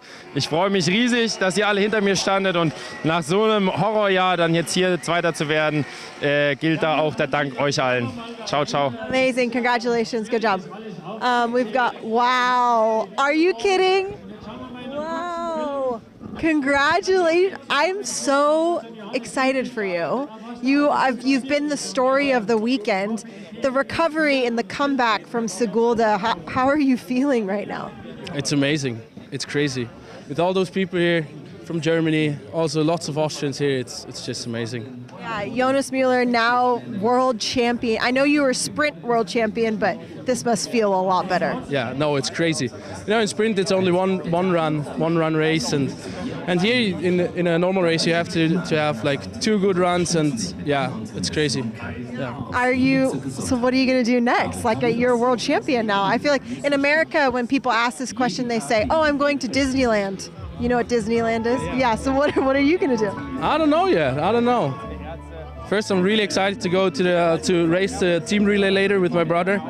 And after the season, I think I don't know. I guess on the beach. Yeah, that would be nice. Did you anticipate being a world champion for this year? What? Like, did you think like, oh, this year I could be a world champion? I don't know. I don't know. I really like Oberhof, and I've been here on the podium before, and I had a good feeling even after the crash in Sigulda. I trained in Innsbruck for 4 days, and I was feeling very good in Innsbruck, and then I was confident to come here, and the training week was so good. And did they totally rebuild your sled, or what did they do for your sled? No, actually it's an old sled. Yeah, it's an old sled, and we were thinking about switching to the old sled in the preseason. Because my trainer was like, I think that one is a little bit faster. But I was always like, no, I'm gonna stick to the new one. But now the old one is pretty good. Well, now you'll stay with the old one for the rest of the season. You should maybe tell all your teammates, maybe go to the old sleds. Yeah, no, it's perfect. You know, it's perfect. After the crash in Sigulda, the next morning I already was on the flight to Innsbruck, and our federation is really good. They're helping together everybody, and yeah, it's amazing. Cool. Well, is there anything you'd like to say to everyone? There's probably so many people watching at home. You could say in German. What do you want to say to them? Danke fürs Zuschauen, fürs Anfeuern und vor allem fürs Daumendrücken. Ja, im Bludenz gibt es ein Riesenfest. Ja, vielen Dank. Amazing, congratulations. World champ, everybody. Jonas. We were talking to Johannes Ludwig earlier.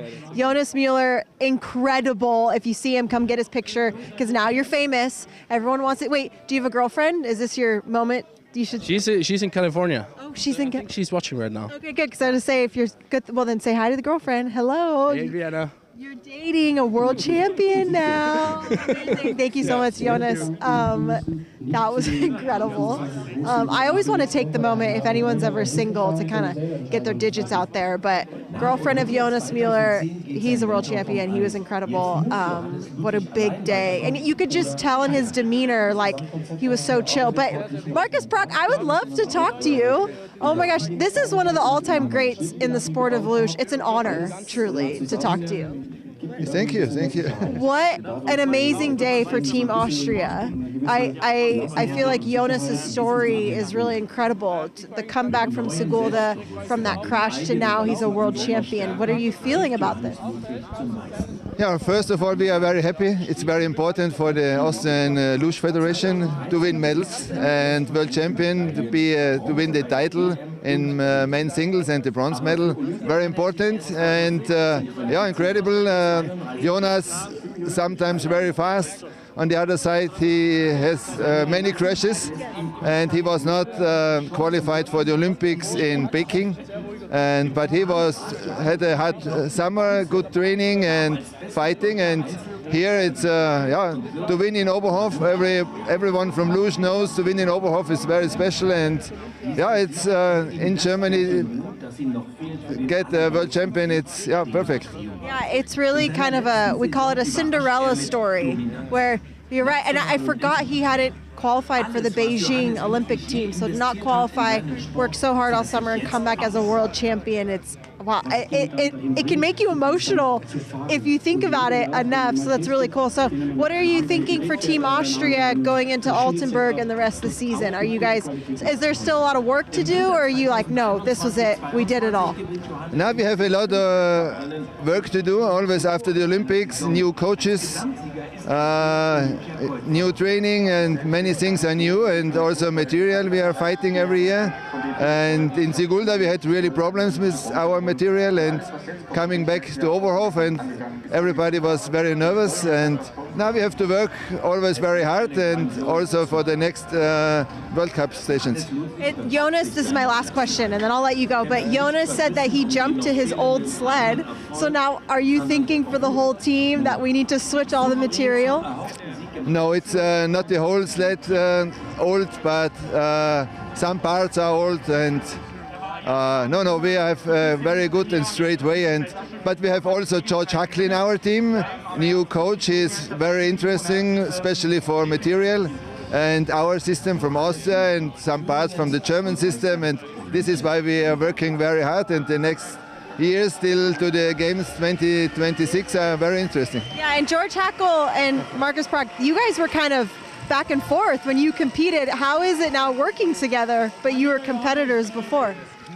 My friends are saying you just took him to your team because you are the boss, and now he has to do what I'm saying. But I have to say, no, this is a joke. But now we are very proud. The other thing that he knows very much about material, and the other thing is for marketing, that George and me together in a team. This is for all the media very interesting.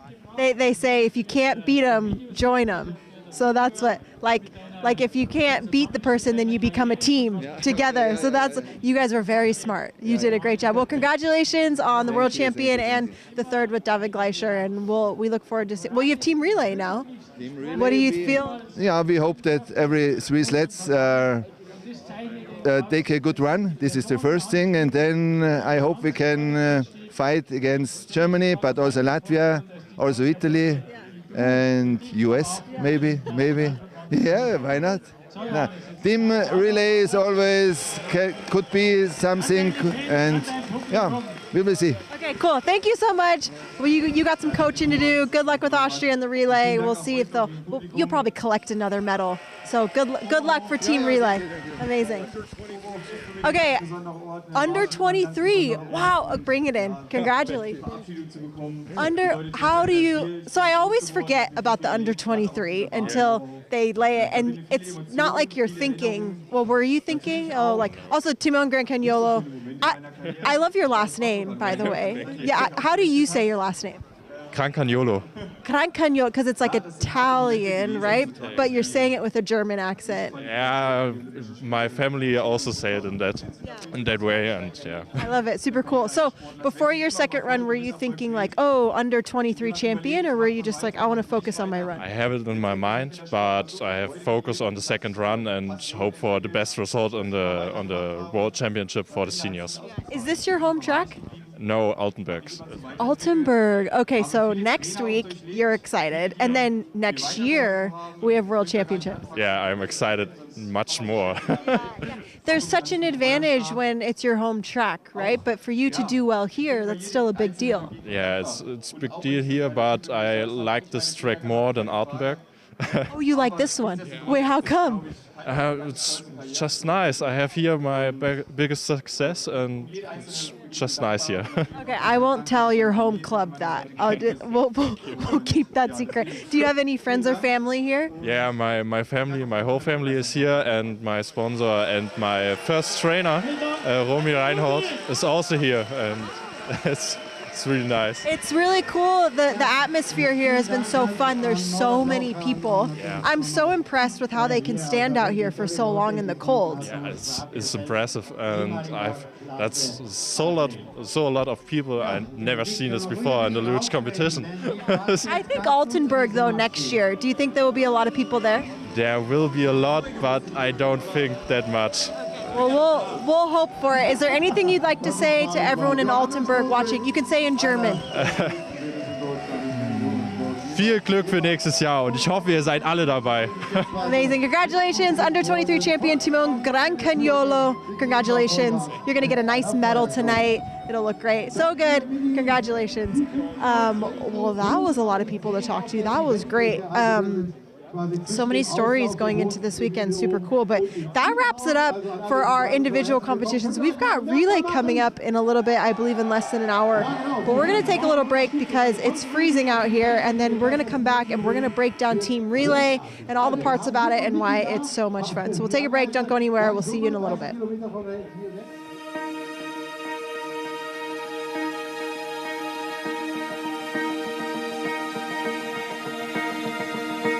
I came to Oberhof 4 years ago, and I hope I can stay here for the rest of my sports career. I think for my sports career it's the best decision what I can do.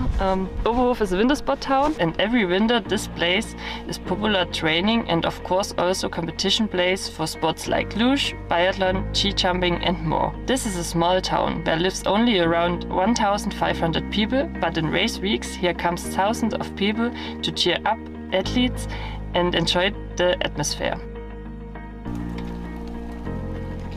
I'm super excited for the World Championships this weekend because Oberhof is my second home now for 3 years, and I like the track really much. It's more a worker track and I like it to work on a sled. And now with the reconstruction it's very beautiful.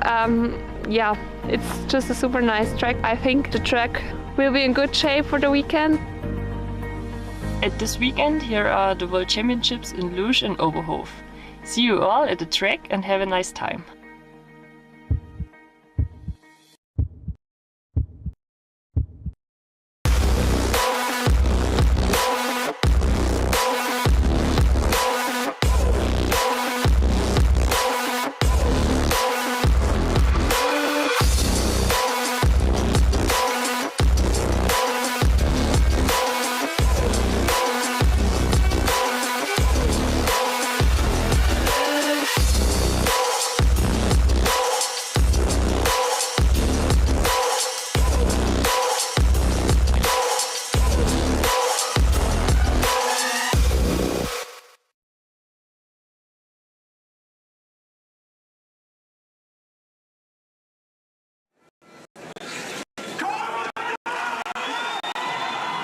The World Championships continued in Oberhof, Germany, as we move from the sprint competition on day one to the traditional two-run races. In women's singles, yesterday's world champion Diana Eitberger repeats on the podium as she moves from 5th place into the top 3.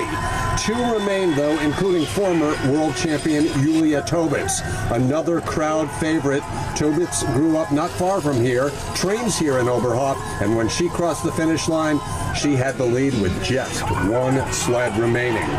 Well, the German domination continued this weekend here at the World Championships because it was Bavarian Anna Bierreiter. In still a young career, Bierreiter has an Olympic silver medalist and now a World Championship.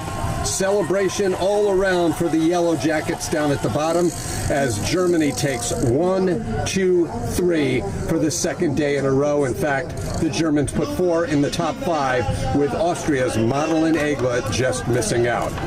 It was also a repeat of the sprint competition in the women's doubles event. This is just the second year that women's doubles has been part of the World Championships, and what a year it's been for the Italian team of Vetter and Oberhofer. They take their second World Championship podium to go along with 3 World Cup victories. 3 World Cup wins is also the credential for this Austrian doubles team, Selina Egler and Lara Kipp. When they crossed the finish line, they were just ahead of the team from Italy. But 1 remained, and you guessed it, it was that one that won the sprint competition the day before, Jessica Degenhardt and Cheyenne Rosenthal. The crowd was cheering, and then the crowd was celebrating as the fireworks go off for another German victory. All Egler could do was bow to the champions in the leader box. Final standings show a repeat of the day before's result, with Latvia in 4th, Italy in 5th. Repeat World Championship for Degert and Rosenthal. They won last year in Winterberg. Moving to the men's doubles event, the greatest doubles team of all time, the Tobys. Tobias Wendel, Tobias Alt, 6-time Olympic gold medalists. They take the lead, but 2 sleds still remained. Would they win another World Championship? Well, the Austrians had something to say about that. Yannick Müller and Armin Frauscher, 2 former singles competitors who have done so well this year in doubles. They won silver the day before in the sprint. Check that, bronze, but they had an opportunity for silver on this day. 1 team remained, and while the Tobys may be the best all time given all of their credentials, no one's been better at the World Championships than this German doubles team of Egert and Beneken. This was world title number 5 as they found all sorts of speed down at the bottom to win this race surprisingly easily. 2 days, 2 victories for the 2 local athletes, Egert and Beneken, ahead of the Tobys and a pair of Austrian doubles sleds. A look at the final results as the medal count now shows 7 races down, 7 gold medals for Germany.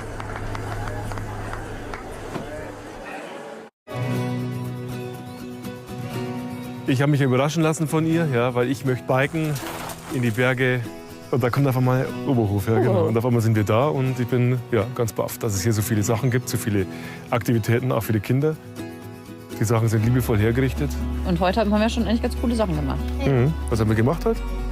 Als erstes haben wir gefrühstückt, waren wir im Schwimmbad und haben da ganz viel geplanscht. Ja, das fand ich auch schön. Und wir konnten uns ein bisschen auf uns konzentrieren auch. Wir waren in der Sauna. Ja, genau. Haben wir auch schon lange nicht mehr gemacht. Richtig. Zusammen. Eine Stunde alleine, während die Kinder beschäftigt waren. Sehr gut. Da waren wir noch bei einem Handwerksbetrieb. Was hat der gemacht? Glasbläserei. Haben da eigene Sachen geblasen. Mhm. Ich möchte etwas biken. Da freue ich mich schon sehr drauf. Was ich ja total cool finde, das ist ja wirklich auch ein Vorteil hier, ne, von Oberhof, dass ich im Sommer Skifahren kann. Mhm. Das finde ich echt cool. Und wir haben ja dann keine Leite noch da. Mhm. Da freue ich mich auch schon sehr drauf. Ich glaube, das ist das erste seit 5 Jahren. Weißt du das eigentlich? Das ist schon länger her. Ja, wird mal Zeit. Bin ganz gespannt, was uns erwartet. Also einfach ein Traum. Das ist wunderschön. Und euch hat es auch Spaß gemacht hier, ne? Ja. Sollen wir noch ein bisschen bleiben? Ja. Ja. Ich habe doch schon ganz oft richtig gute Ideen. Ja, stimmt.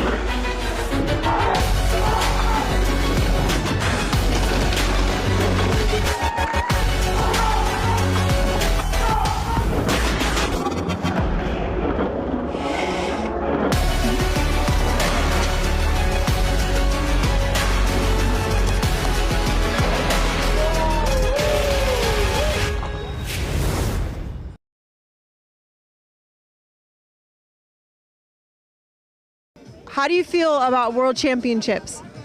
Very excited, but today no good sliding. Maybe tomorrow good runs. Yeah, the track is hard, huh? Yes, hard but very fun. Yeah, very fun. We're happy to have Japan. Do you like being in Oberhof? Yes, very good city. Very pretty. Everyone watch for Japan because you're going to do well tomorrow. Yes. Well, it's a great thing for all athletes, for the spectators, for our coaches. This track is not a normal track. This is built as a simply luge track, not a track for skeleton and bobsleigh, and it's a bit special. Actually, I think it's my third World Championships ever. I mean, I've been sliding with seniors like 5th or 6th year, but it's only 3rd year. I'm competing in a World Championship. First was 2016 when I was like kind of put in a Kristaps Mauriņš place, if you remember the slider. So yeah, it's very exciting, of course, and can't wait to compete with other guys. Are you excited for the World Championship? Yes, I am excited. This track is a little bit difficult, but I think that we can figure it out. We can. It's a hard track. Yeah. Yeah, it's a difficult one. And also, opening ceremonies. Do you like coming to things like this? Yeah, I like it. Yeah. There is so much fun. And are you a good dancer? I don't think so. Okay, great. Yeah, me neither. A World Championship is every time much more than a World Cup race. It's important. It look for the government. It's interesting thing for the people who live with the athletes together. It's a higher thing at World Cup, and it's special. It's a huge race. Oberhof has done so well with like the whole production of the race. Especially with COVID, we haven't had a lot of spectators, and yeah, I mean, they're doing a great job. Like, it's just huge. Like, there's more energy, more people, everything compared to any other World Cup we've had this year. Yeah, it's going to be really fun to race. Always fun to race. How was training this week? It has been a little bit ups and downs, but I'm starting to find my way down now, so I hope for some good times too. And do you like Oberhof? Yes, mostly, but sometimes I don't like it when I'm not sliding good, but right now I like it. Yeah, the track is hard, right? A lot of driving, a lot of hard spots. Yeah, it's not my best track, but if I'm sliding good, I'm sliding pretty fast sometimes. So you're going to do great. Good luck this weekend. Thank you so much. How does it feel having World Championships on your home track? Well, I'm a little bit excited. No, not a little bit. I'm very, very excited because a very bit. Yeah, that's not right English. Very bit. You can say very bit, sure. Okay. I'm very excited about World Championships at home. So it's the first race with fans here. So we had 2 World Cups here without fans because we had Corona. And so I'm a little bit more excited about this race here. Do you have a fan club? Like, are people going to be there with your face on a sign? Yeah, I think so. I think there are a lot of people on the track tomorrow, but I think on Saturday we had more fans at the track, so I think so, yes. Yeah, I feel like Luge is a very big deal here. Everybody gets excited when there's a race in town. Yeah, I think Luge is bigger than in the other towns here in Germany. Maybe in Königssee it's also a big thing, but biathlon is a little bit bigger, but right here it's very, very fun to slide because the fans are so, they're so excited here to have a World Championship here, and you can feel it everywhere. Are you going to win? On Saturday, absolutely no. Wrong answer. That was wrong answer. Try again. Yeah, okay, I can win both races. Okay, great. That was it. Thank you. Good luck this weekend. Thank you. Wang Pei-Xuan from China. These are her first championships, Senior World Championships. Congratulations. Are you excited? And I am very happy that I am Oberhof and I like very lucky here. Yes, you are a great athlete. I've watched her slide. You're very good. Your drives are so good. Are you happy to be here in Oberhof? Yeah, I'm very happy in Oberhof. Everybody root for China. Do you have anything in Mandarin you want to say? In Mandarin, you can say anything. Happy Chinese New Year.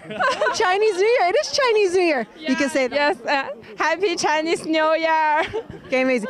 Okay, the Chinese athletes are incredible athletes. Everybody, you better root for them, okay? Because they're amazing. Okay. Merle Freibel, she's from here. This is her home track. She's nervous about her her English, excuse me, but I think she speaks great English. Are you excited to have World Championships here on your home track? Yeah, I'm really excited. It's I'm really happy about it, and family and friends will be there, and yeah. Where do you live? Close by? This is your hometown. Where do you live? There. Like how far? Can we walk? 100 meters, yeah. Oh, she's literally right there. Hometown girl. Watch for her this weekend. Okay, Mateusz, are you excited for World Champs here in Oberhof? Yeah, of course. Yeah. No, who's not? How was sliding this week? This week was okay, but the competition today was not good. Yeah. But I hope it will be better, not this weekend. Well, I've seen your stuff on social media. You're such a natural athlete, so you're going to be great at luge. I know. I mean, you slide so well. Yeah, I hope. I will. Do you like being in Oberhof? Yeah, and except the fog, but it's okay. The fog. Well, hopefully tomorrow we get sun, right? Yeah, and I hope. Yeah. Amazing. Thanks. It's your home track. You have. Who is this from first?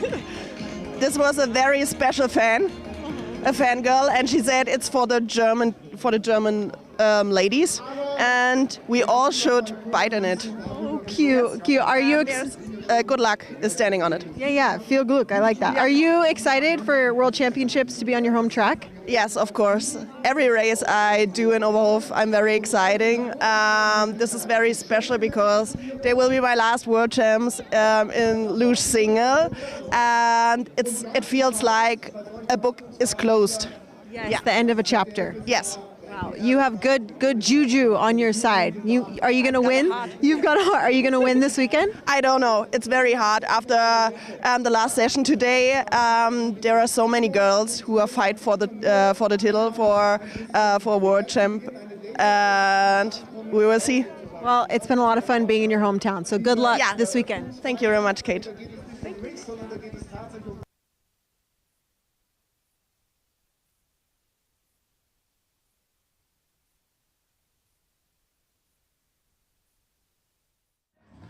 World Championships here in Altenburg, 51st for FIL. It's been a long weekend. You saw some footage from opening ceremonies earlier this week. This is Rhiannon Weiler from Team USA.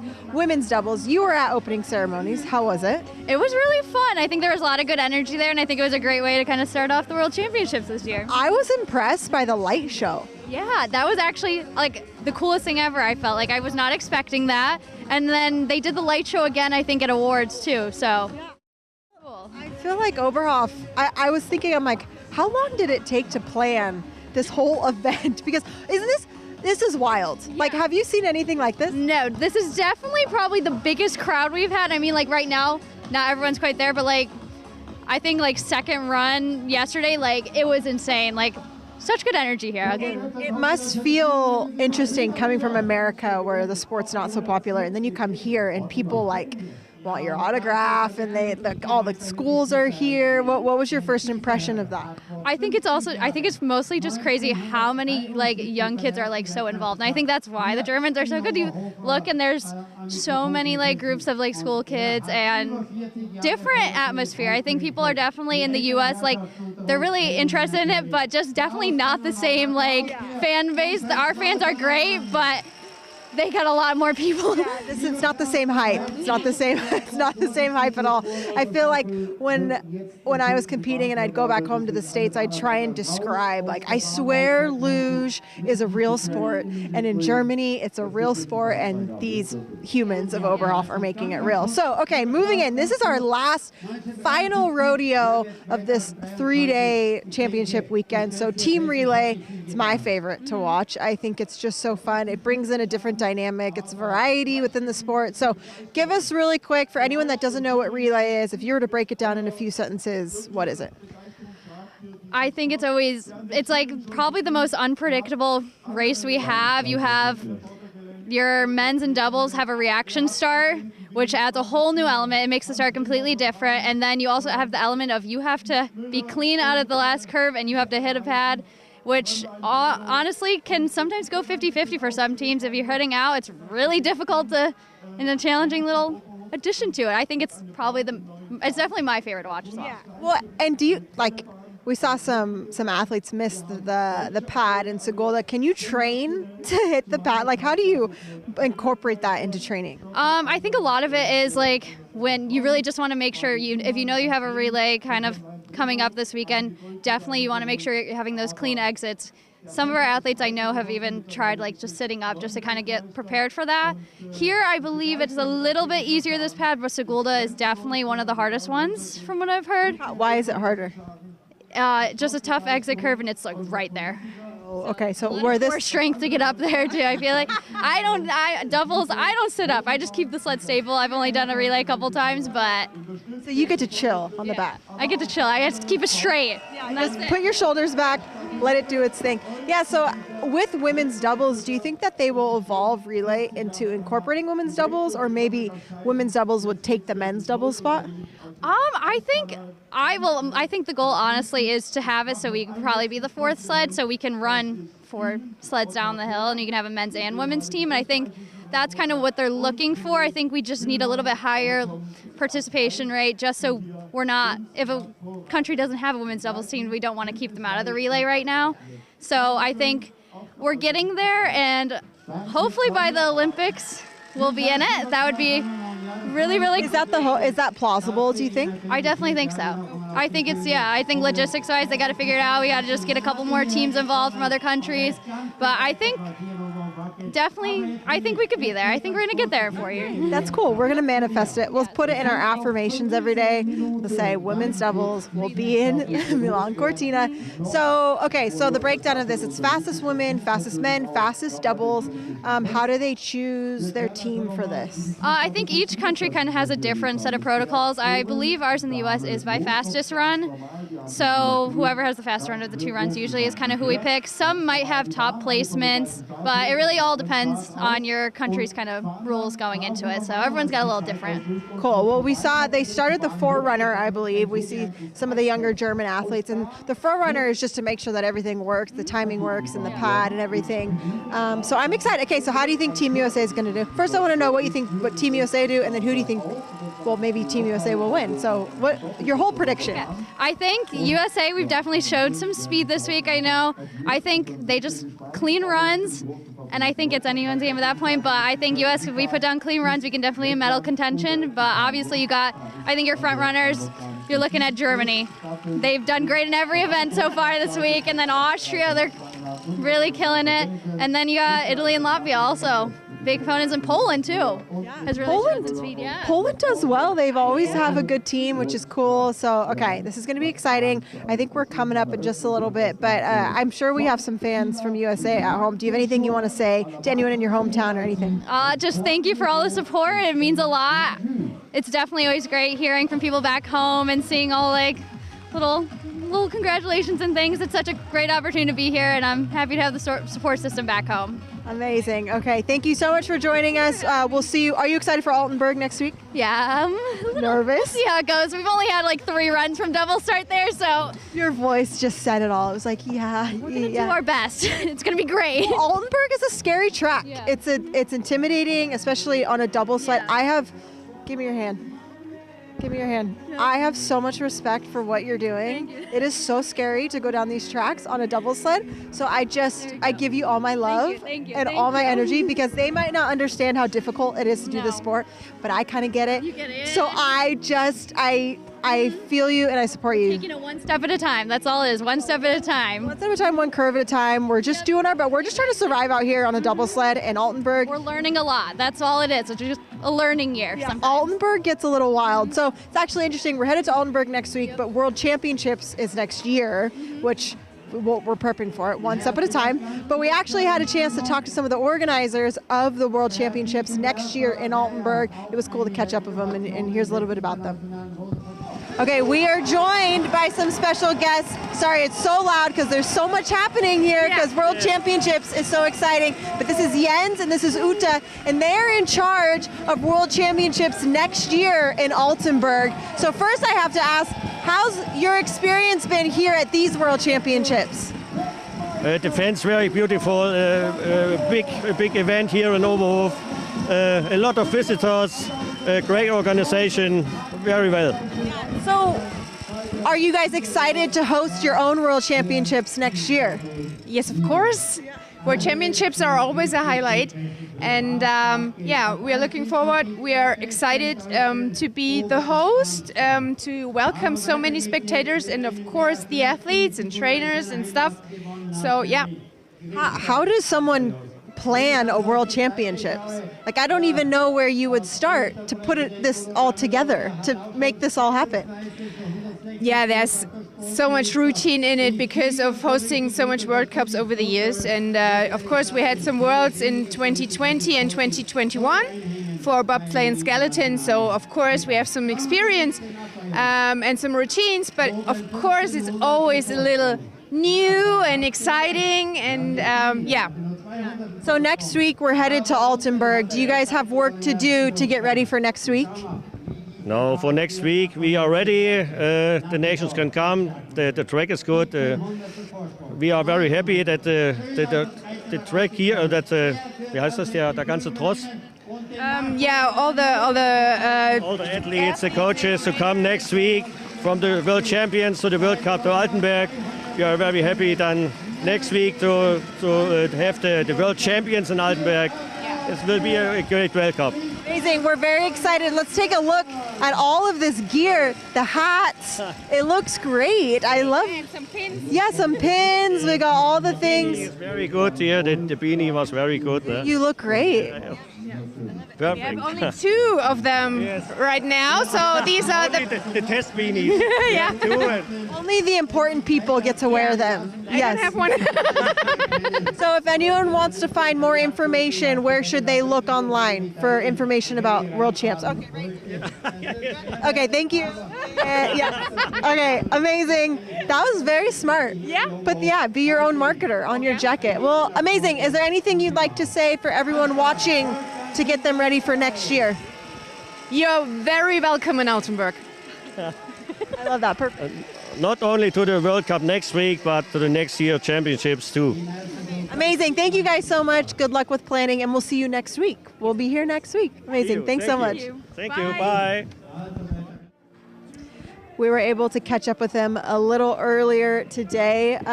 So yeah, super cool. But I've got Elsa here. She's about to head into the booth. She commentated our men's race earlier. Tim's already in there getting warm. But I just want to know really quick, we talked about the relay. We introduced it with Rhiannon. But do athletes train differently for the relay?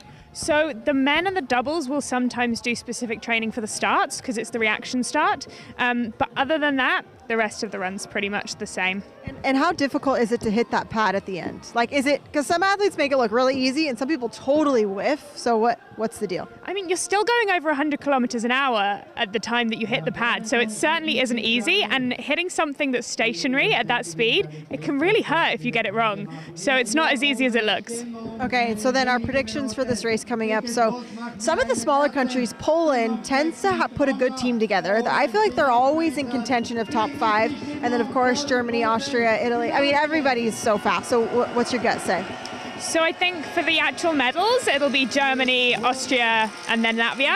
And I think things would have to go wrong for them not to get those rankings. I think the excitement will be below that with all the sort of middle nations between Italy, as you said, Poland, Ukraine, Romania, all the other teams, I think could be interesting to see. Okay, cool. We're excited. I'll let you go. You got stuff to do. Everyone say hi to Elsa when you see her at the track. Our Irish slider, who's so freaking talented. We're so lucky to have her on tour. She gives back so much to the sport, and I just love her so much. She runs her whole federation, and she somehow funds herself to come to all these places, and just incredible. So you heard it there first. She thinks Germany will come in on top. It's kind of interesting. Germany has a lot of support here on their home track. They've got all their sponsors here. They have all their higher ups here, and I actually had a chance to speak with one of their sponsors, Seitz. I believe my hat has it and my gloves have it. Mr. Seitz, we had a moment to talk to him, and he kind of explained to us what he does. Here, this is a good shot. What he does for the German team, and kind of how they're involved and why they're so successful. So anyways, here's a little bit. We got to talk to him earlier today. So we are joined by a special guest, Mr. Seitz. Now, thank you for joining us. I know you probably have a lot to do today, but we're happy you could talk to us. So this is his stuff, right here. This is the money maker, Seitz. Let's see, Seitz. Maker and yes.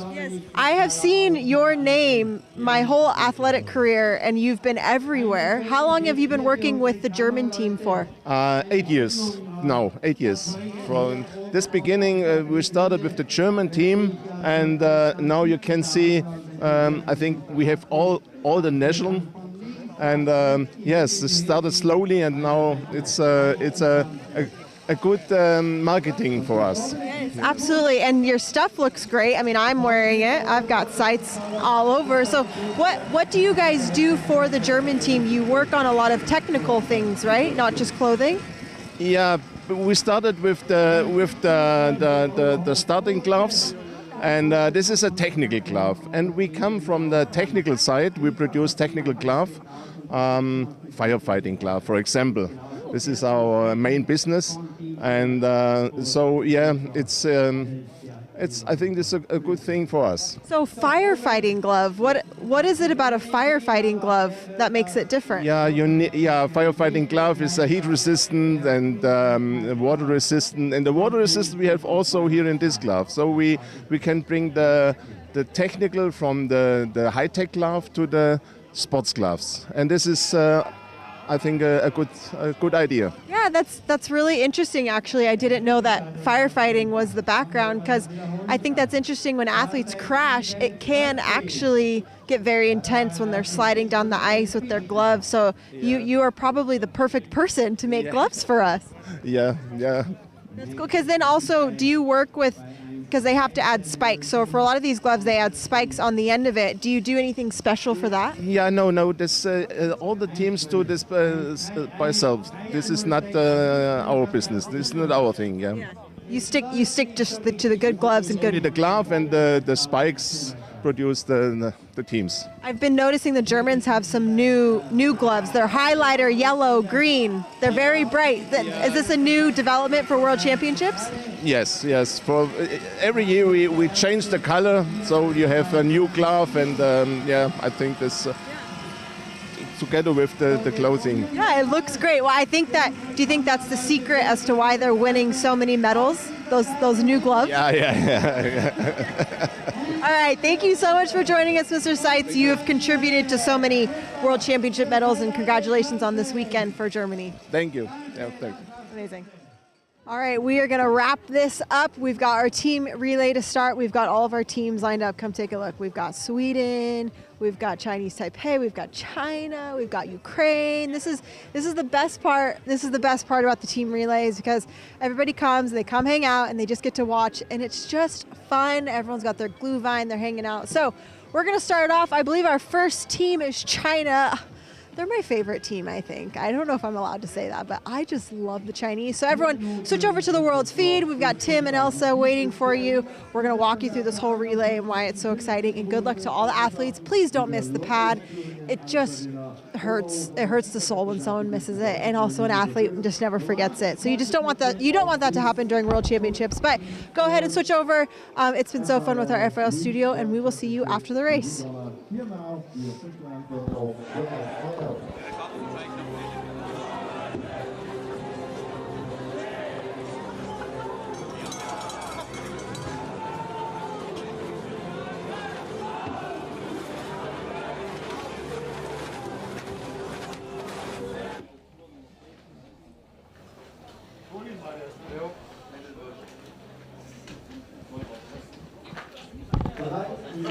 Zum Start.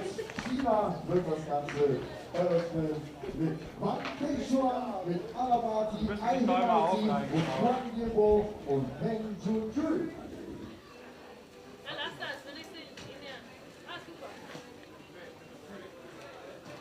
Auch heute wieder für die katastrophale Musikauswahl verantwortlich, DJ Charlie.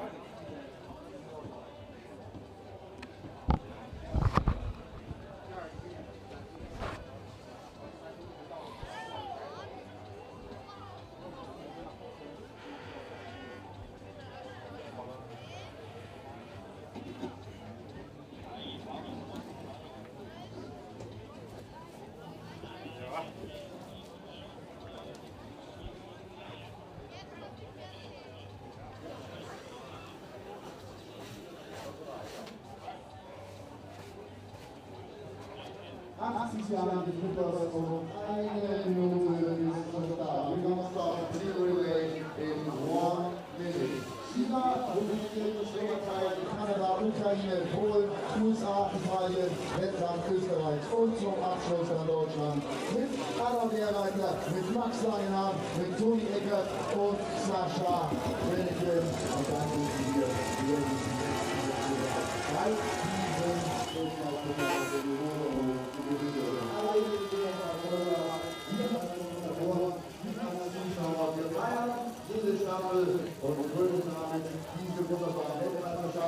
nach der Teamstaffel gibt es dann oben auf dem Plateau vor der Tribüne noch 3 Siegerehrungen, Männer Einzel, Männer U23 und die Teamstaffel.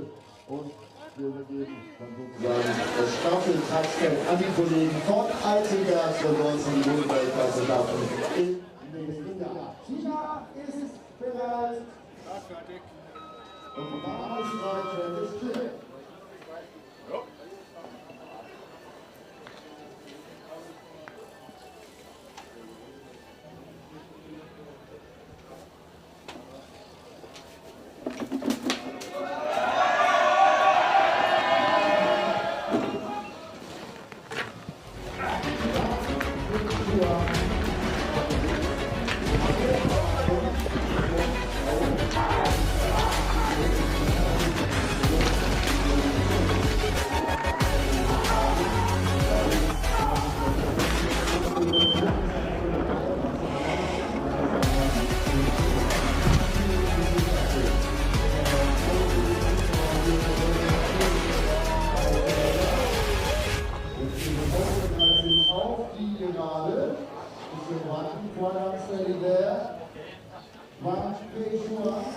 Hello everyone, we're here in Oberhof, Germany, the first stop of the tour in Germany. This is our FIL Studio Live. We're so happy to be back. We took a little bit of a break because they had training last week, but it's been so fun doing the show. We've been getting a lot of feedback from you guys because we finally get to show you the behind the scenes of sliding and what makes the sport so fun and difficult and all of the things. So my name's Kate Hansen. I've been your host all season and I'm just so excited to be back here for the World Champs. So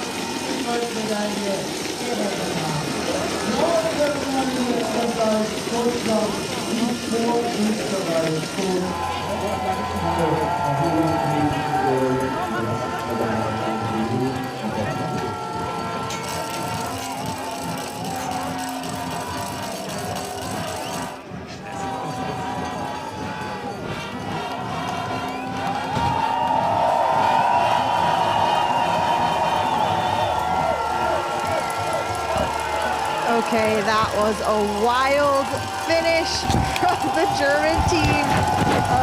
Good look at the fans. There's smoke, there's drums, there's a band. This was just a wild time here for the team relay. That doubles team, they were cutting it close. They were in the red into that final curve, and then they found the sweet secret. Congratulations to Germany pulling out the gold medal for the team relay.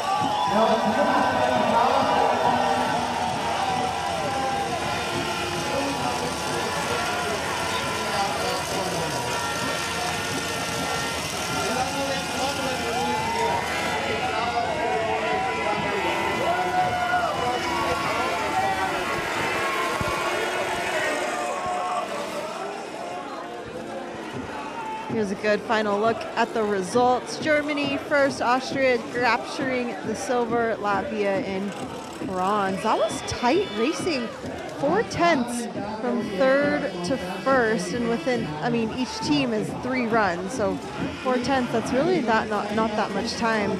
But that was that was wild. I don't think I've really seen a team relay come down to the final curve just like that. But again, that Kreisel, if you know how to drive it well, yeah, you figure out how to win the race. So here's a good look at the flower ceremony coming up. You can see everyone congratulating each other. Germany with gold, Austria silver, and Latvia with bronze.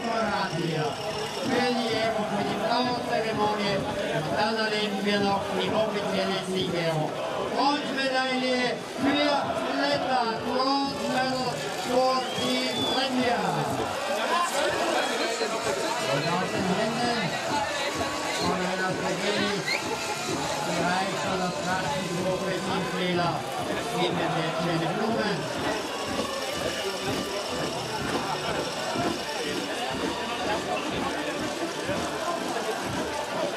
Und für die Vize-Weltmeister aus Österreich ist Jochen Nackig Österreicher. Geht uns auch Blumen aus den Händen. Einer Tragödie. Ja, die Weltmeister, da sind sie, da stehen sie. Anna Bellreiter aus Bischofswiesen. 8-9 Hamburg, Wien-Victoria.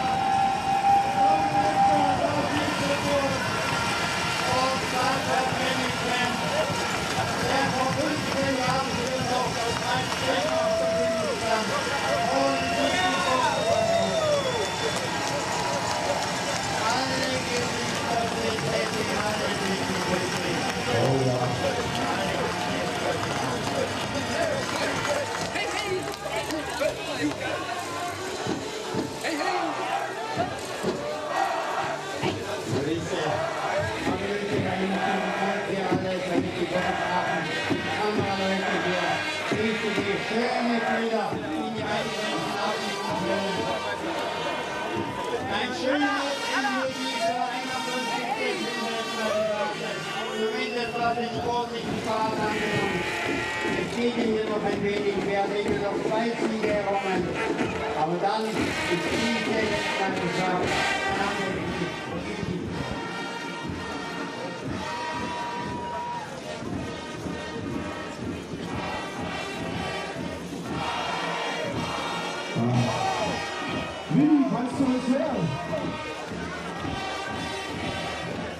Incredible finish with the Germans. That was wild. I did not think they were going to pull that one out, but I kind of had it in the back of my mind that maybe they could do it. Egert Beneken, they pretty much won the race in Kreisel. They won it in their individual discipline. So I'm not surprised that they just did it again with team relay. So that was a lot of fun. Listen to everyone singing. This is great. Ist das ein Bild? Mach ruhig ganz laut, Charlie. Oh, wie ist das schön. Hier in Oberhof. Wo ist denn Oberhof? Macht mal Alarm für Deutschland! The passion is incredible. We've heard from a lot of athletes that they've never had this many people at a race before, and I believe it. This place is stacked. Super cool. A lot of fun. So we're gonna have some time before we get to talk to anyone because they're all busy and popular. So we have a little piece on the Kreisel that I want to show you. We started showing it, but it got cut off when we first showed it. This is how the Germans won this race, was in this last curve. So here's a little bit more on the curve and what makes it so complicated, and also a speed secret if you know how to do it well. So here's a clip on Kreisel. Here you go.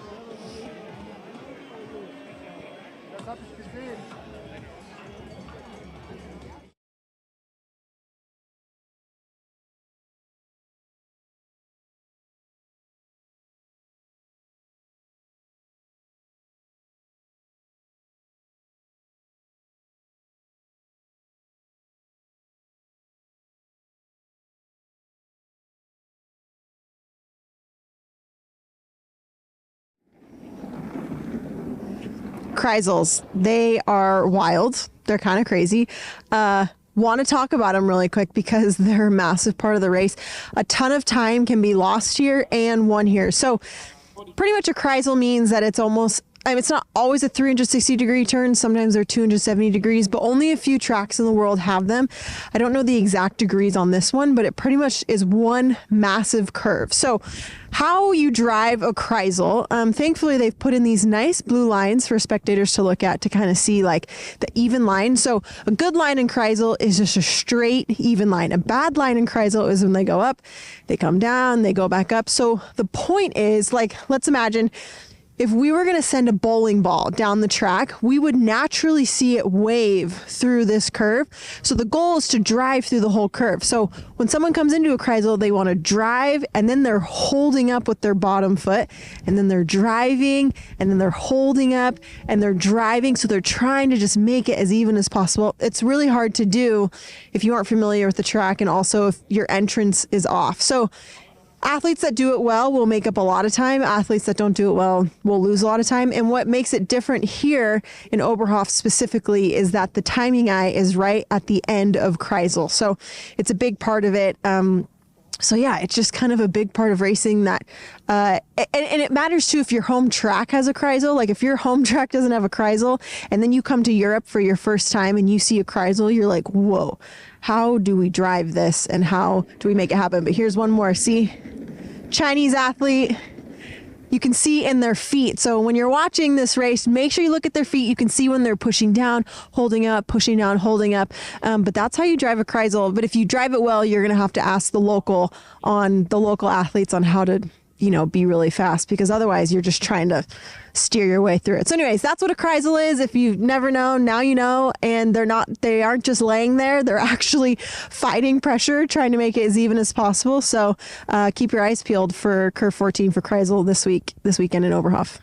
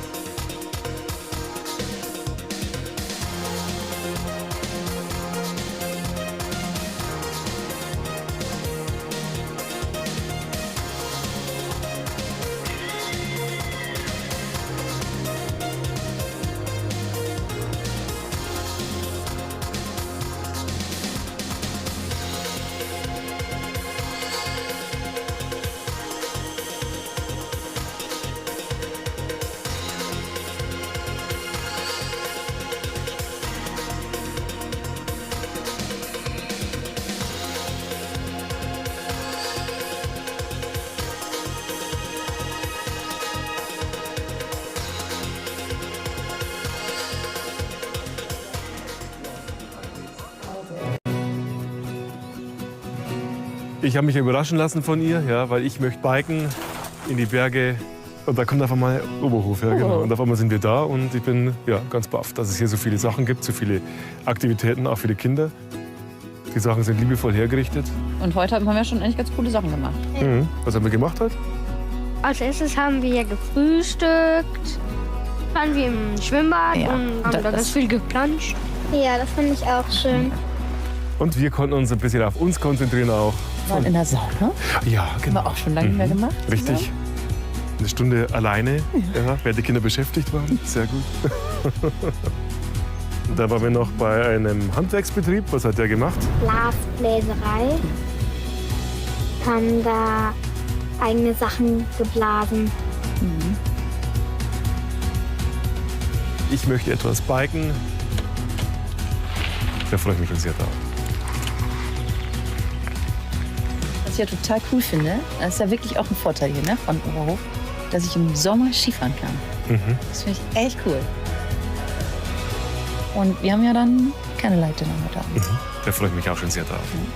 Ich glaube, das ist das erste seit 5 Jahren. Weißt du das eigentlich? Das ist schon länger her. Ja. Ja, wird mal Zeit. Bin ganz Ja. gespannt, was uns erwartet. Also einfach ein Traum. Das ist wunderschön. Und euch hat es auch Spaß gemacht hier, ne? Ja. Sollen wir noch ein bisschen bleiben? Ja. Ja. Ich habe doch schon ganz oft richtig gute Ideen. Ja, stimmt.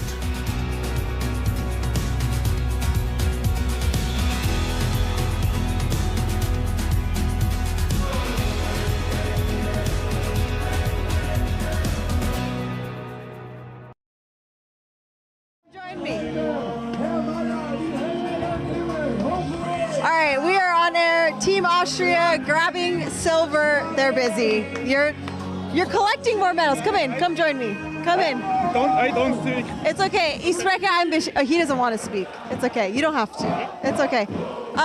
Congratulations. I was polling for you. It was so close. That Kreisel, I don't know, they turned on a jet booster and they went so much faster around it. It was crazy. How are you feeling? It seems like you had a better race today, Egla. Yes, it was a great run, so I'm happy to leave it like that. It was so fast. It must have felt really good. What about for doubles? This must feel nice to race with brothers. Of course it does. We raced once in Sochi, I guess 3 years ago, and the same thing happened out of the finish curve. So we know it. So Same thing happened with the Germans. yeah. It must be a familiar feeling. They keep winning. But you guys did so well today. Congratulations. A big for you. Champion. Who are these flowers going to? Are you going to take them home? I don't know. I think Mom. She gave it to my girlfriend, but I think they won't last. So I think it's going to be Mom. Are you guys excited for Altenburg? Yes, of course. Always excited for Altenburg. Do you like it? Yeah, we like it. Some people think it's a little intense, but I feel like Like oh, you don't like? Why don't you like? I don't like it. It's my least favorite track, but I think I have to go for it. And yeah, we'll see. Well, you're lucky that World Champs happened here. But next year. What about Egla? Do you like it? I like it. Yeah, most of the times I like it. Yeah, Altenburg's intense. Anyways, congratulations on your silver. Austria, you're doing great. We love it. Congratulations. Ooh. Oh wait, I'm supposed to ask, is there anything you want to say back home to people in German that are watching? Grüße nach Hause. Grüße in die Heimat. Yeah, she's speechless. She's speechless. She went so fast today. Amazing. Thank you guys so much. You did great. Incredible day for Austria. They started out the season really fast. They took almost every medal on their home track in Eagles, and then they've struggled just a little bit. But this must feel good for the coaches to come back and grab a silver for the day, especially for Jonas Müller. I mean, world champion, and then grabbing silver for team relay. So I think that may be it. Hey, congrats. You're a world champ. I should come to you. I wanted to ask you about your music. Was it EDM today that got you to the win? Yeah, for sure. But it was also Papa Roach. Papa Roach. Yeah, last resort. You know, it always gets me going. That makes me happy. You know, I have my Olympics Ultimate playlist, and Papa Roach is on there. Yeah. Here, come in. We're talking about music that you listen to before your run.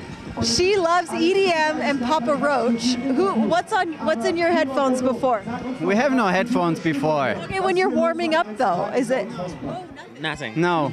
You're just so zen. Inside us.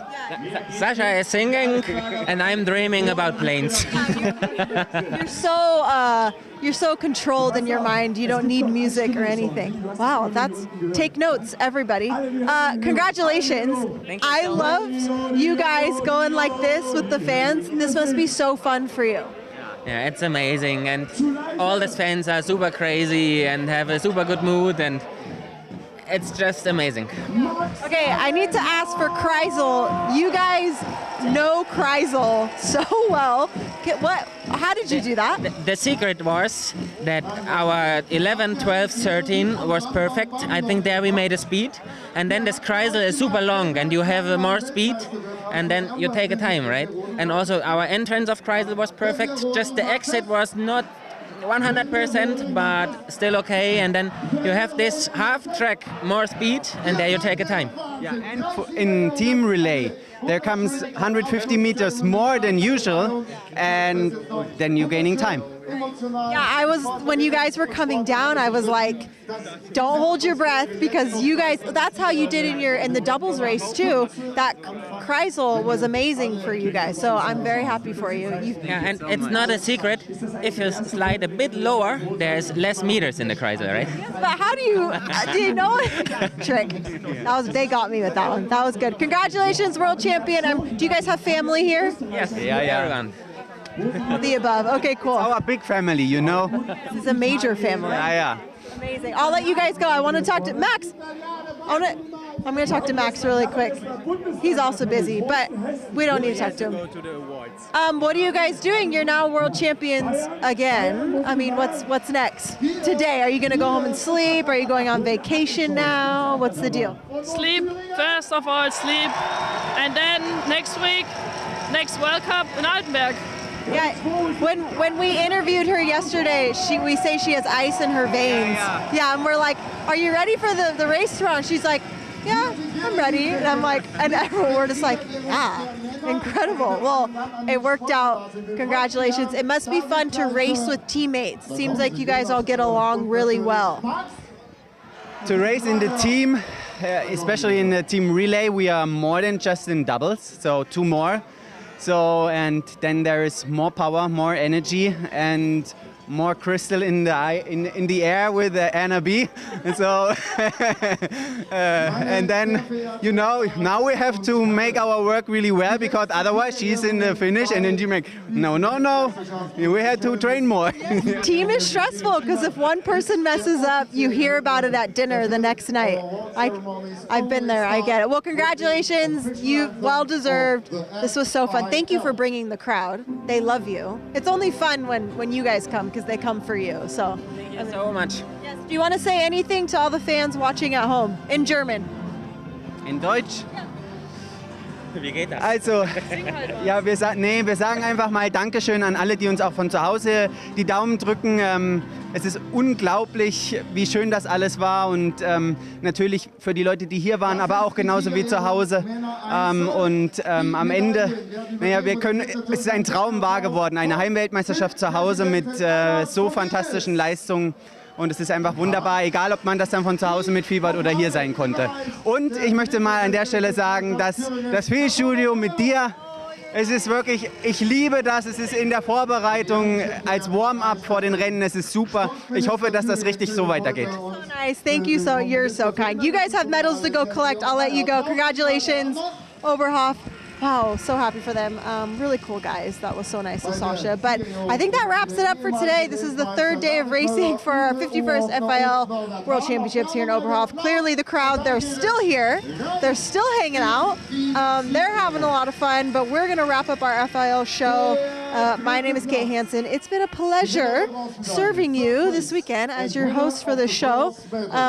But yeah, we probably helped the German team a little long, because they're grabbing their medals right now. So anyways, that's it for us, FIL Studio. We will see you next week in Altenberg.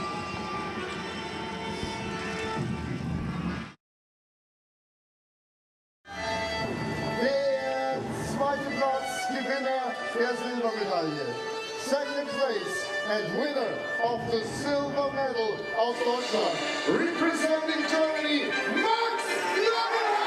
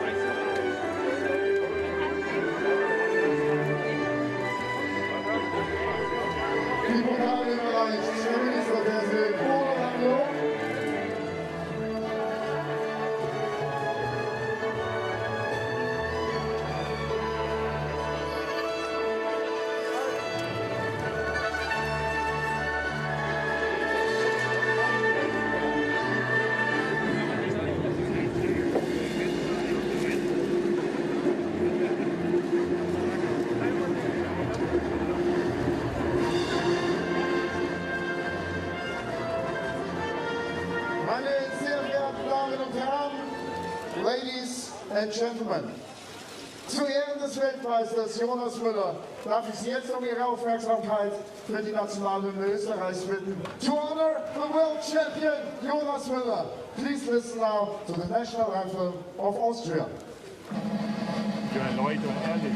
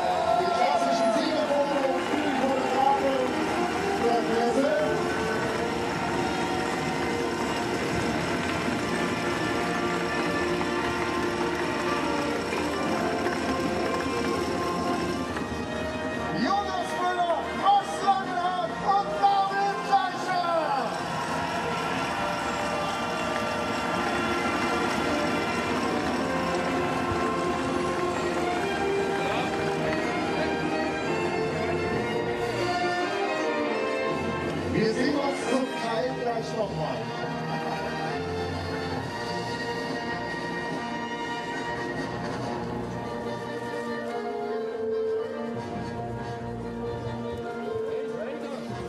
Und wir machen quasi in rasender Geschwindigkeit weiter mit der Siegerehrung U23 der Männer, moderiert von meinem Kollegen Ottmar Peer.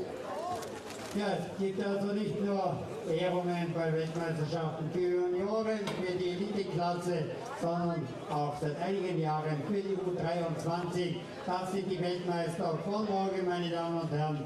Und ich rufe auf Platz 3. In third place and winner of the bronze medal, Gins Persin from Latvia.